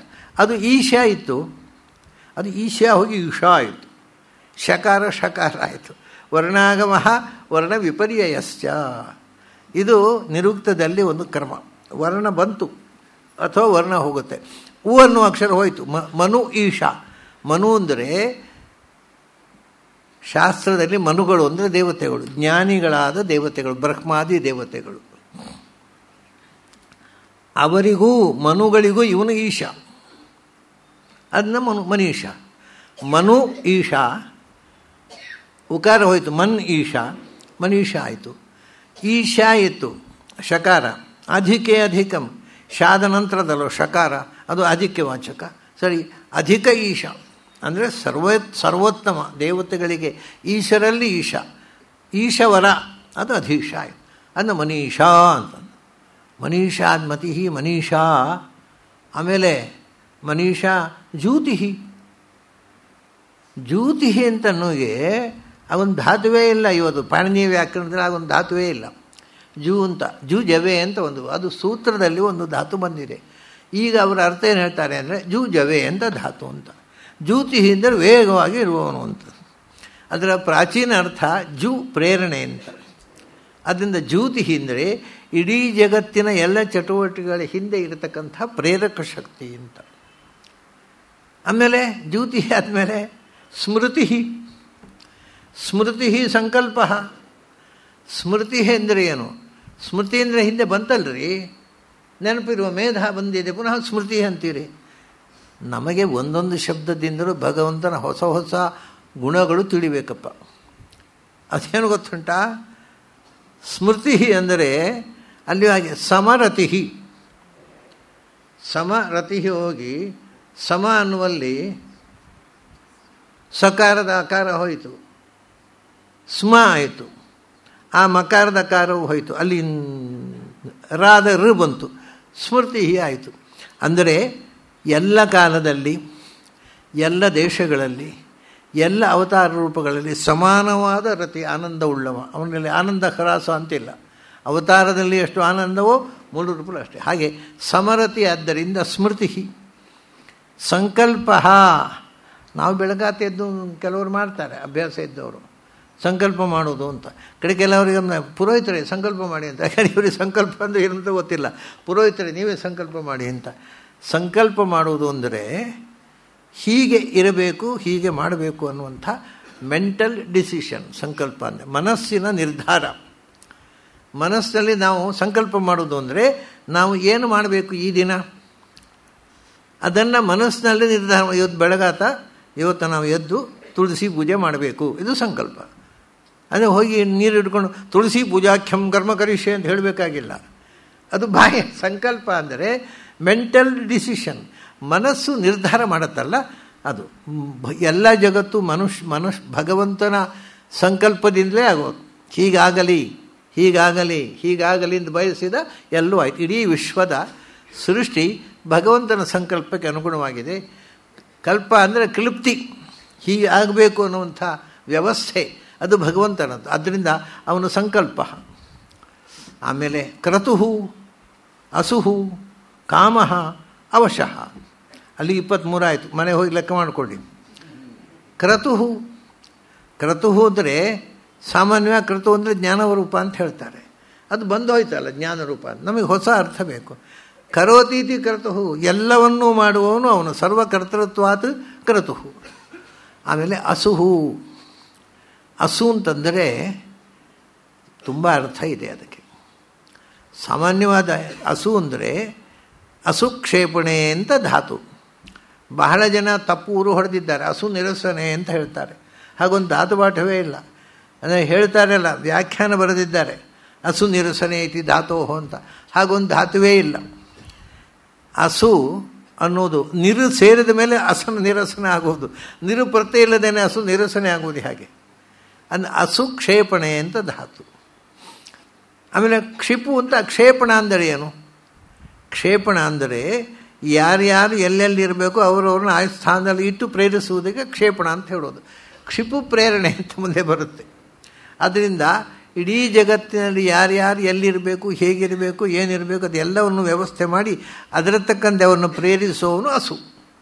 ಭಗವಂತ ಅಸು ಅಂದರೆ ಅಸನಾತ್ ಅಸುರಿತ್ಯುಕ್ತ ಅಂತ ಹೇಳ್ತಾರೆ ಶಾಸ್ತ್ರಕಾರರು. ಅಸನಾತ್ ಶತ್ರು ನಿರಸನಾದಿತ್ಯರ್ಥ ಅಂತ. ಈ ಅರ್ಥ ಗೊತ್ತಿಲ್ಲದೆ ಇದ್ದವರು ವ್ಯಾಖ್ಯಾನ ಬರೆದರೆ ಭಾಳ ಕಷ್ಟ. ಅಸನಾತ್ ಅಂದರೆ ಶತ್ರುಗಳನ್ನು ನಿರಾಸ ಮಾಡೋದು ಅಂತ ಅರ್ಥ ಅಲ್ಲ. ಅದು ಬೇಕಿದ್ರೆ ಇಟ್ಕೊಳ್ಳಿ, ಒಂದು ಆನುಷಂಗಿಕ. ಮುಖ್ಯವಾಗಿ ಅಸು ಅಂದರೆ ಪ್ರೇರಣೆ. ಆಮೇಲೆ ಕ್ರತುಹು ಅಸುಹು ಕಾಮಃ. ಭಗವಂತ ಕಾಮ ಅಲ್ಲ, ಭಗವಂತನ ಮಗ ಕಾಮ ಅಂತ ಕೇಳಿದ್ದೇವೆ ನಾವು. ಭಗವಂತನೇ ಕಾಮ ಅಂತೇಳಿ ನಾವು. ಹೌದು, ಆತ್ಮಾವೈ ಪುತ್ರನಾಮಾಸಿ. ಕಾಮ ಅಂದರೆ ಕಾ ಅಂದರೆ ಆನಂದ. ಕತರಹ ಅಂತ ಹಿಂದೆ ಬಂದಿದೆ. ಕಾ ಅಂದರೆ ಆನಂದ. ಅಮ ಅಂದರೆ ಕತರಹ ಅಮ ಅಂದರೆ ಇಮ್ಮೆಷರಬಲ್, ಅಮಿತ ಅಂತ ಅರ್ಥ. ಅಮಿತವಾದ ಆನಂದ ಉಳ್ಳವನು ಕಾಮ. ಆದ್ದರಿಂದ ಇದೆಲ್ಲ ಗುಣಗಳಿರುವುದರಿಂದ ಈ 22 ಗುಣಗಳಿಂದ ವಿಶಿಷ್ಟನಾದ ಭಗವಂತ ಅವನೇನು ಅಂದರೆ ಅವಶಃ, ಯಾರ ಕೈಗೂ ಸಿಕ್ಕುವವನಲ್ಲ. ಈಸ್ ಇಂಡಿಪೆಂಡೆಂಟ್, ಇನ್ನೊಬ್ಬರಿಗೆ ಅಧೀನವಾಗಿರುವವನಲ್ಲ. ಅವಶಃ ಇತಿ ಸರ್ವಾಣ್ಯೇವ ಏತಾನಿ ವಿಜ್ಞಾನಸ್ಯ ಪ್ರಜ್ಞಾನಸ್ಯ ನಾಮಧೇಯಾನಿ ಭವಂತಿ ಅಂತಂದು. ಇದು ಎಲ್ಲವೂ ಕೂಡ ನೀವು ಯಾವ ಶಬ್ದದಿಂದ ನಾವೀಗ 23 ನಾಮಧೇಯಗಳನ್ನು ಹೇಳಿದೆವು.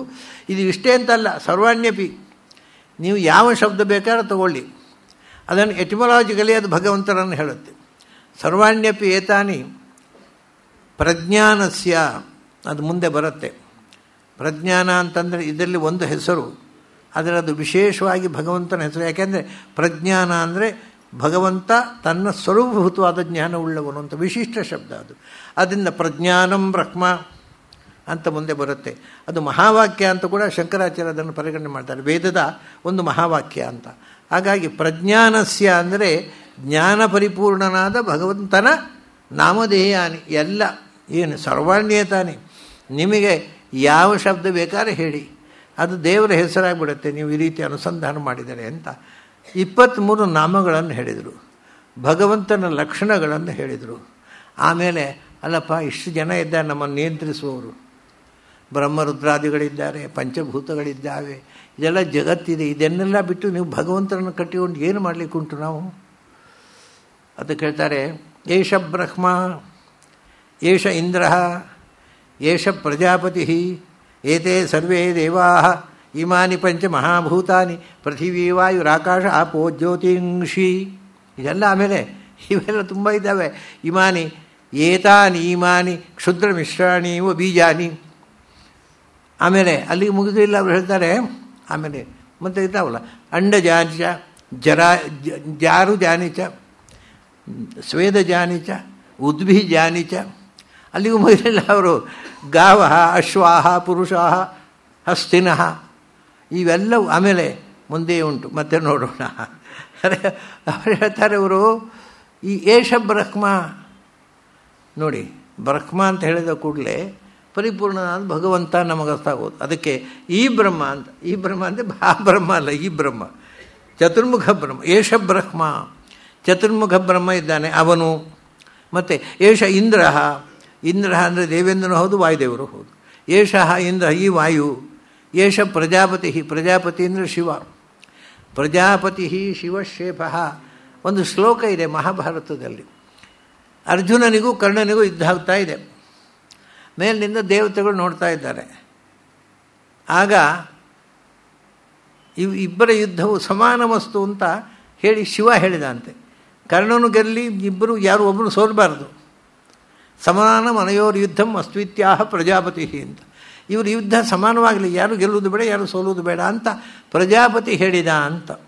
ಯಾರು ಪ್ರಜಾಪತಿ ಅಂದರೆ ವಾಕ್ಯಂ ಶಿವಸ್ಯ ತಚ್ಛೃತ್ವ, ಪ್ರಜಾಪತಿಯ ಮಾತನ್ನು ಕೇಳಿ, ಅಂದರೆ ಶಿವನ ಮಾತು ಒಂದು ಮುಂದೆ. ಪ್ರಜಾಪತಿ ಹಿಂದ ಶಿವನ ಹೆಸರು. ಅವನು ಲಿಂಗದೇವತೆ ಅಲ್ವಾ, ಪ್ರಜೆಗಳಿಗೆ ಉತ್ಪತ್ತಿ ಕಾರಣ ಅವನ ಮೂಲ. ಪ್ರಜಾಪತಿಯ ಮಾತನ್ನು ಕೇಳಿ ಶಕ್ರ ನೇತ್ಯ ಸತ್ವರ ಕೂಡಲೇ ಇಂದ್ರ ಅಲ್ಲಲ್ಲ ಅವನ ಮಗ ಇದ್ದಾನೆ ಅರ್ಜುನ. ಚ ಇಬ್ಬರು ಅಲ್ಲ, ನನ್ನ ಮಗ ಗೆಲ್ಲಬೇಕು ಅಂತ ಹೇಳಿದಂತೆ ಇಂದ್ರ. ನೇತ್ಯ ಶಕ್ರ ಸತ್ವರ ತಡ್ಕೊಳ್ಳಿಕ್ಕೆ ಆಗಲಿಲ್ಲ ಅವರು. ಸಮಮಸ್ತ್ವನಯೋರ್ ಯುದ್ಧಂ ಇತಿ ಪ್ರಾಹ ಪ್ರಜಾಪತಿ. ಅದನ್ನು ವಾಕ್ಯಂ ಶಿವಸ್ಯ ತಚ್ಛೃತ್ವ ಶಕ್ರೋ ನೇತ್ಯ ಸತ್ವರ ಕೂಡಲೇ ಇಲ್ಲ ಅರ್ಜುನ ಗೆಲ್ಲಬೇಕು ಅಂದಂತೆ. ಯಾಕೆಂದರೆ ಅವನ ಮಗ. ನೋಡಿ, ಪ್ರಾರಬ್ಧ ಕರ್ಮ ದೇವತೆಗಳನ್ನ ಬಿಟ್ಟಿಲ್ಲ. ನನ್ನ ಮಗು ಭಾರಿ ಕಷ್ಟ. ಈ ನನ್ನ ಮಗು ನನ್ನ ಅಂತೊಂದು ಕಾಟ ಶುರುವಾಗಿಬಿಟ್ರೆ ಭಾರಿ ಕಷ್ಟ ಆಯಿತು. ಆದ್ದರಿಂದ ಪ್ರಜಾಪತಿ ಅಂದರೆ ಶಿವ, ಬ್ರಹ್ಮ, ವಾಯು, ಶಿವ. ಅಷ್ಟೇ ಅಲ್ಲ, ಏತೇ ದೇವಾಹ, ಬ್ರಹ್ಮಾದಿಗಳಿಂದ ಹಿಡಿದು ಸಮಸ್ತ ದೇವತೆಗಳು ಅಂದರೆ 9 ಕೋಟಿ ದೇವತೆಗಳು, 33 ಕೋಟಿ ಅಲ್ಲ, 9 ಕೋಟಿ ದೇವತೆಗಳು. ಆಮೇಲೆ ಇಮಾನಿ ಪಂಚಮಹಾಭೂತಾನಿ ಅಂದರೆ ಅದರ ದೇವತೆಗಳು. ಪಂಚಮಹಾಭೂತಗಳು ದೇವತೆಗಳಿದ್ದಾರೆ. ಯಾವುದು ಪಂಚಮಹಾಭೂತಗಳು? ಪೃಥ್ವಿ, ವಾಯು, ಆಕಾಶ, ಆಪಃ, ಜ್ಯೋತಿಂಷಿ. ನೋಡಿ ಒಂದು ತಮಾಷೆ. ಪೃಥ್ವಿ ಅಂತ ಏಕವಚನ, ನೆಲಕ್ಕೆ ಭೂಮಿ ಬಹುವಚನ ಇಲ್ಲ. ಯಾಕಂದರೆ ಇಡೀ ಭೂಮಿ ಒಂದೇ, ಅದು ಅಖಂಡ. ವಾಯು ಗಾಳಿಯೂ ಒಂದೇ, ಅದರಲ್ಲಿ ಆ ಗಾಳಿ ಈ ಗಾಳಿಯಿಂದ ವಿಭಾಗ ಇಲ್ಲ. ಆಕಾಶ ಒಂದೇ. ಅವಳು ಪಾಕಿಸ್ತಾನದ ಆಕಾಶ, ಇಂಡಿಯಾದ ಆಕಾಶ ಅಂತ ಜಗಳಾಡಿಕೊಳ್ತಾರೆ, ಅದು ಬೇರೆ ರಾಜಕೀಯ. ನಿಜ ಆಕಾಶ ಒಂದೇ. ಆಮೇಲೆ ಆಪಹ ನೀರುಗಳು, ಜ್ಯೋತಿಂಷಿ ಬೆಂಕಿಗಳು, 2 ಬಹುವಚನ ಬಂತು. ಯಾಕೆ ಅಂದರೆ ನೀರು ಒಂದೇ ಅಲ್ವೇ ಅಲ್ಲ. ಎಷ್ಟು ಅಭಿಮಾನಿ ದೇವತೆಗಳು ನೀರಿಗೆ, ಆದ್ದರಿಂದ ಅಭಿಮಾನಿಗಳು ತುಂಬ ಮಂದಿ ಇರುವುದರಿಂದ ನೀರಿನ ಬಹುವಚನವೇ ಪ್ರಯೋಗ. ಅದು ಗಂಗೆ, ಯಮುನೆ, ಸರಸ್ವತಿ, ಕಾವೇರಿ, ಗೋದಾವರಿ. ಓಹೋ, ಎಷ್ಟು ಗಂಗಾ ದೇವತೆ, ನೀರಿನ ದೇವತೆಗಳು. ಅವರು ಸ್ತ್ರೀಯರಾದ್ದರಿಂದ ಆಪಹ ಅಂತ ನೀರಿಗೆ ಸ್ತ್ರೀಲಿಂಗ. ಅವರು ತುಂಬ ಇರುವುದರಿಂದ ಬಹುವಚನ. ಆಪಹ ಆದಮೇಲೆ ಜ್ಯೋತಿಂಷಿ ಅಗ್ನಿ. 5 ಬಗೆ ಇದ್ದಾರೆ. ಅಷ್ಟೇ ಅಲ್ಲ, ಅಗ್ನಿ ಒಟ್ಟಿಗೆ 49 ಬಗೆ ಇದ್ದಾರೆ. ಪ್ರಧಾನ ಅಗ್ನಿ, ಅವನಿಗೆ 3 ಜನ ಮಕ್ಕಳು. ವೈಶ್ವಾನರ ಅಂತ ಮುಖ್ಯ ಅಗ್ನಿ, ಅವನಿಗೆ 3 ಜನ ಮಕ್ಕಳು. ಪವನಃ ಪವಮಾನಶ್ಚ ಶುಚಿರೀತಿ ಅಗ್ನಯ ಸ್ತ್ರಯ. ಪವನ, ಪವಮಾನ, ಶುಚಿ ಅಂತ 3 ಜನ ಮಕ್ಕಳು. 4 ಜನ ಆಯಿತಾ. ಆ 3 ಜನರಿಗೆ ಒಬ್ಬೊಬ್ಬರಿಗೂ 15 ಜನ ಅಗ್ನಿಗಳು ಮಕ್ಕಳು. ಆದರೆ ಎಷ್ಟಾಯಿತು? 15 3 45, 3 48, 49. ಹೀಗೆ ಅಗ್ನಿಗಳು ತುಂಬ ಇದ್ದಾರೆ. ಒಂದೊಂದು ಹೋಮಕ್ಕೆ ಒಬ್ಬೊಬ್ಬರು ಅಗ್ನಿಗಳು. ಅದು ಈಗ ಪುರೋಹಿತರಿಗೂ ಮರೆತು ಹೋಗಿದೆ. ಅದು ಅಂದರೆ ಒಳಗಿಂದ ಅಡುಗೆ ಕೋಣೆಯಿಂದ ಒಂದು ಬೆಂಕಿ ತನ್ನಿಂದರು, ಕಬ್ಬಿಣದ ಒಂದು ಬಾಣಲೆ ಬರುತ್ತೆ, ಅದನ್ನು ಹಾಕಿದರು, ತುಪ್ಪ ಹೊಯ್ದರು ಹೋದರು. ಅಂದರೆ ಅದು ಒಂದೊಂದು ಹೋಮಕ್ಕೆ ಒಬ್ಬೊಬ್ಬ ಅಗ್ನಿಯನ್ನು ಆಹ್ವಾನ ಮಾಡಬೇಕು. ಹಾಗಾಗಿ ಜ್ಯೋತಿಂಷಿ, ಅದು ಜ್ಯೋತಿಷ್ ಒಂದಲ್ಲ, ತುಂಬ ಇದ್ದಾರೆ. ಅದರ ಅಭಿಮಾನ ದೇವತೆಗಳು ತುಂಬ ಇದ್ದಾರೆ. ಆಯಿತು, ಆಕಾಶಕ್ಕೆ ಗಣಪತಿ, ವಾಯುಗೆ ಪ್ರಭಹ ವಾಯು ಅಥವಾ ಮರೀಚಿ, ಪೃಥ್ವಿಗೆ ಪೃಥ್ವೀ ದೇವತೆ ಅಥವಾ ಬುಧ, ನೀರಿಗೆ ಬುಧ, ಪೃಥ್ವಿಗೆ ಶನಿ, ಇದೆಲ್ಲ ದೇವತೆಗಳಿದ್ದಾರೆ. ಪೃಥ್ವಿ ವಾಯುರ್ ಆಕಾಶ ಅಪಹ ಜ್ಯೋತಿಂಷಿ. ಇಮಾನಿ ಏತಾನಿ ಕ್ಷುದ್ರ ಮಿಶ್ರಾಣೀವ ಬೀಜಾನಿ ಅಂತಂದ್ಬಿಟ್ರು. ಈ ಬ್ರಹ್ಮನಿಂದ ಹಿಡಿದು ಪಂಚಭೂತಗಳಿಂದ ನಿರ್ಮಾಣವಾದ ಎಲ್ಲ ಸೇರಿ ಕ್ಷುದ್ರ ಮಿಶ್ರಾಣೀವ ಬೀಜಾನಿ ಅಂತ. ಬ್ಯೂಟಿಫುಲ್. ಈ ಜೀವರ ಹಣೆ ಬರಹ ಏನು ಅಂದರೆ ಇವೆಲ್ಲ ಕ್ಷುದ್ರಗಳು ಅಂತ ನೋಡ್ರು. ಭಗವಂತನ ಮುಂದೆ ಇವೆಲ್ಲ ಕ್ಷುದ್ರಗಳು. ಯಾವ ಬ್ರಹ್ಮನಿಂದ ಹಿಡಿದು ಆ ಬ್ರಹ್ಮ ಸ್ತಂಭ ಪರ್ಯಂತ ಮಸಾರಂಚಾಪ್ಯ, ಅದು ಎಲ್ಲವೂ ಕ್ಷುದ್ರ. ಭಗವಂತನ ಮುಂದೆ ಯಾವುದೂ ಮಹತ್ತಾದ ವಸ್ತು ಇಲ್ಲ. ಆದರೆ ಮಿಶ್ರಾಣೀವ ಬೀಜಾನಿ, ಈ ಧಾನ್ಯಗಳ ಬೀಜಗಳಿರ್ತಾವಲ್ಲ, ಒಂದು ಧಾನ್ಯದಿಂದ ಬೀಜ ಇನ್ನೊಂದು ಧಾನ್ಯದ ಬೀಜ ಆಗಿರೋಲ್ಲ. ಧಾನ್ಯದ ಮರ, ಮಾವಿನ ಮರದ ಬೀಜ, ಒಂದು ಮರದ ಬೀಜ ಇನ್ನೊಂದು ಬೀಜ ಆಗಿರೋಲ್ಲ. ಪ್ರತಿಯೊಂದು ಬೀಜಕ್ಕೆ it has got it's exclusive quality. ಅದರ ನೇಚರ್. ಪ್ರತಿಯೊಂದು ಮರದ ಬೀಜಕ್ಕೂ, ಪ್ರತಿಯೊಂದು ಗಿಡದ, ಪ್ರತಿಯೊಂದು ಧಾನ್ಯದ ಬೀಜಕ್ಕೂ ಅಂದರೆ ಅದು ಕ್ಷುದ್ರ ಮಿಶ್ರಾಣಿಯೂ ಬೀಜಾನಿ. ಅವು ಎಲ್ಲ ಬೀಜಗಳಿಗೆ ಪ್ರತಿ ಇಂಡಿವಿಜುವಲ್ ಕ್ವಾಲಿಟಿ ಇದೆ. ಒಂದು ಬೀಜದಂತೆ ಇನ್ನೊಂದು ಬೀಜ ಇಲ್ಲ. ಹಾಗೆ ಇವೆಲ್ಲರೂ ಒಂದರು. ಅಂದರೆ ಎಲ್ಲ ಬೀಜಗಳಿಗೂ ಒಂದು ಜೀವದಂತೆ ಇನ್ನೊಂದು ಜೀವ ಇಲ್ಲ. ಎಲ್ಲ ಬೀಜಗಳು ಭಿನ್ನಾನಿ. ನಾವು ನೋಡೋದಿಲ್ಲ, ಒಬ್ಬರಂತೆ ಒಬ್ಬರು ಇರುವುದಿಲ್ಲ. ಒಬ್ಬರ ಹಾಗೆ ಇನ್ನೊಬ್ಬ. ಎಷ್ಟು ಮಂದಿ ಮನುಷ್ಯರೋ, ಎಷ್ಟು ಮಂದಿ ದೇವತೆಗಳೋ, ಎಷ್ಟು ಮಂದಿ ಜೀವಗಳೋ ಅಷ್ಟು ಸ್ವಭಾವಗಳು. ಒಂದೇ ಸ್ವಭಾವದ ಎರಡು ವಸ್ತು ಜಗತ್ತಿನಲ್ಲಿ ಇಲ್ಲ.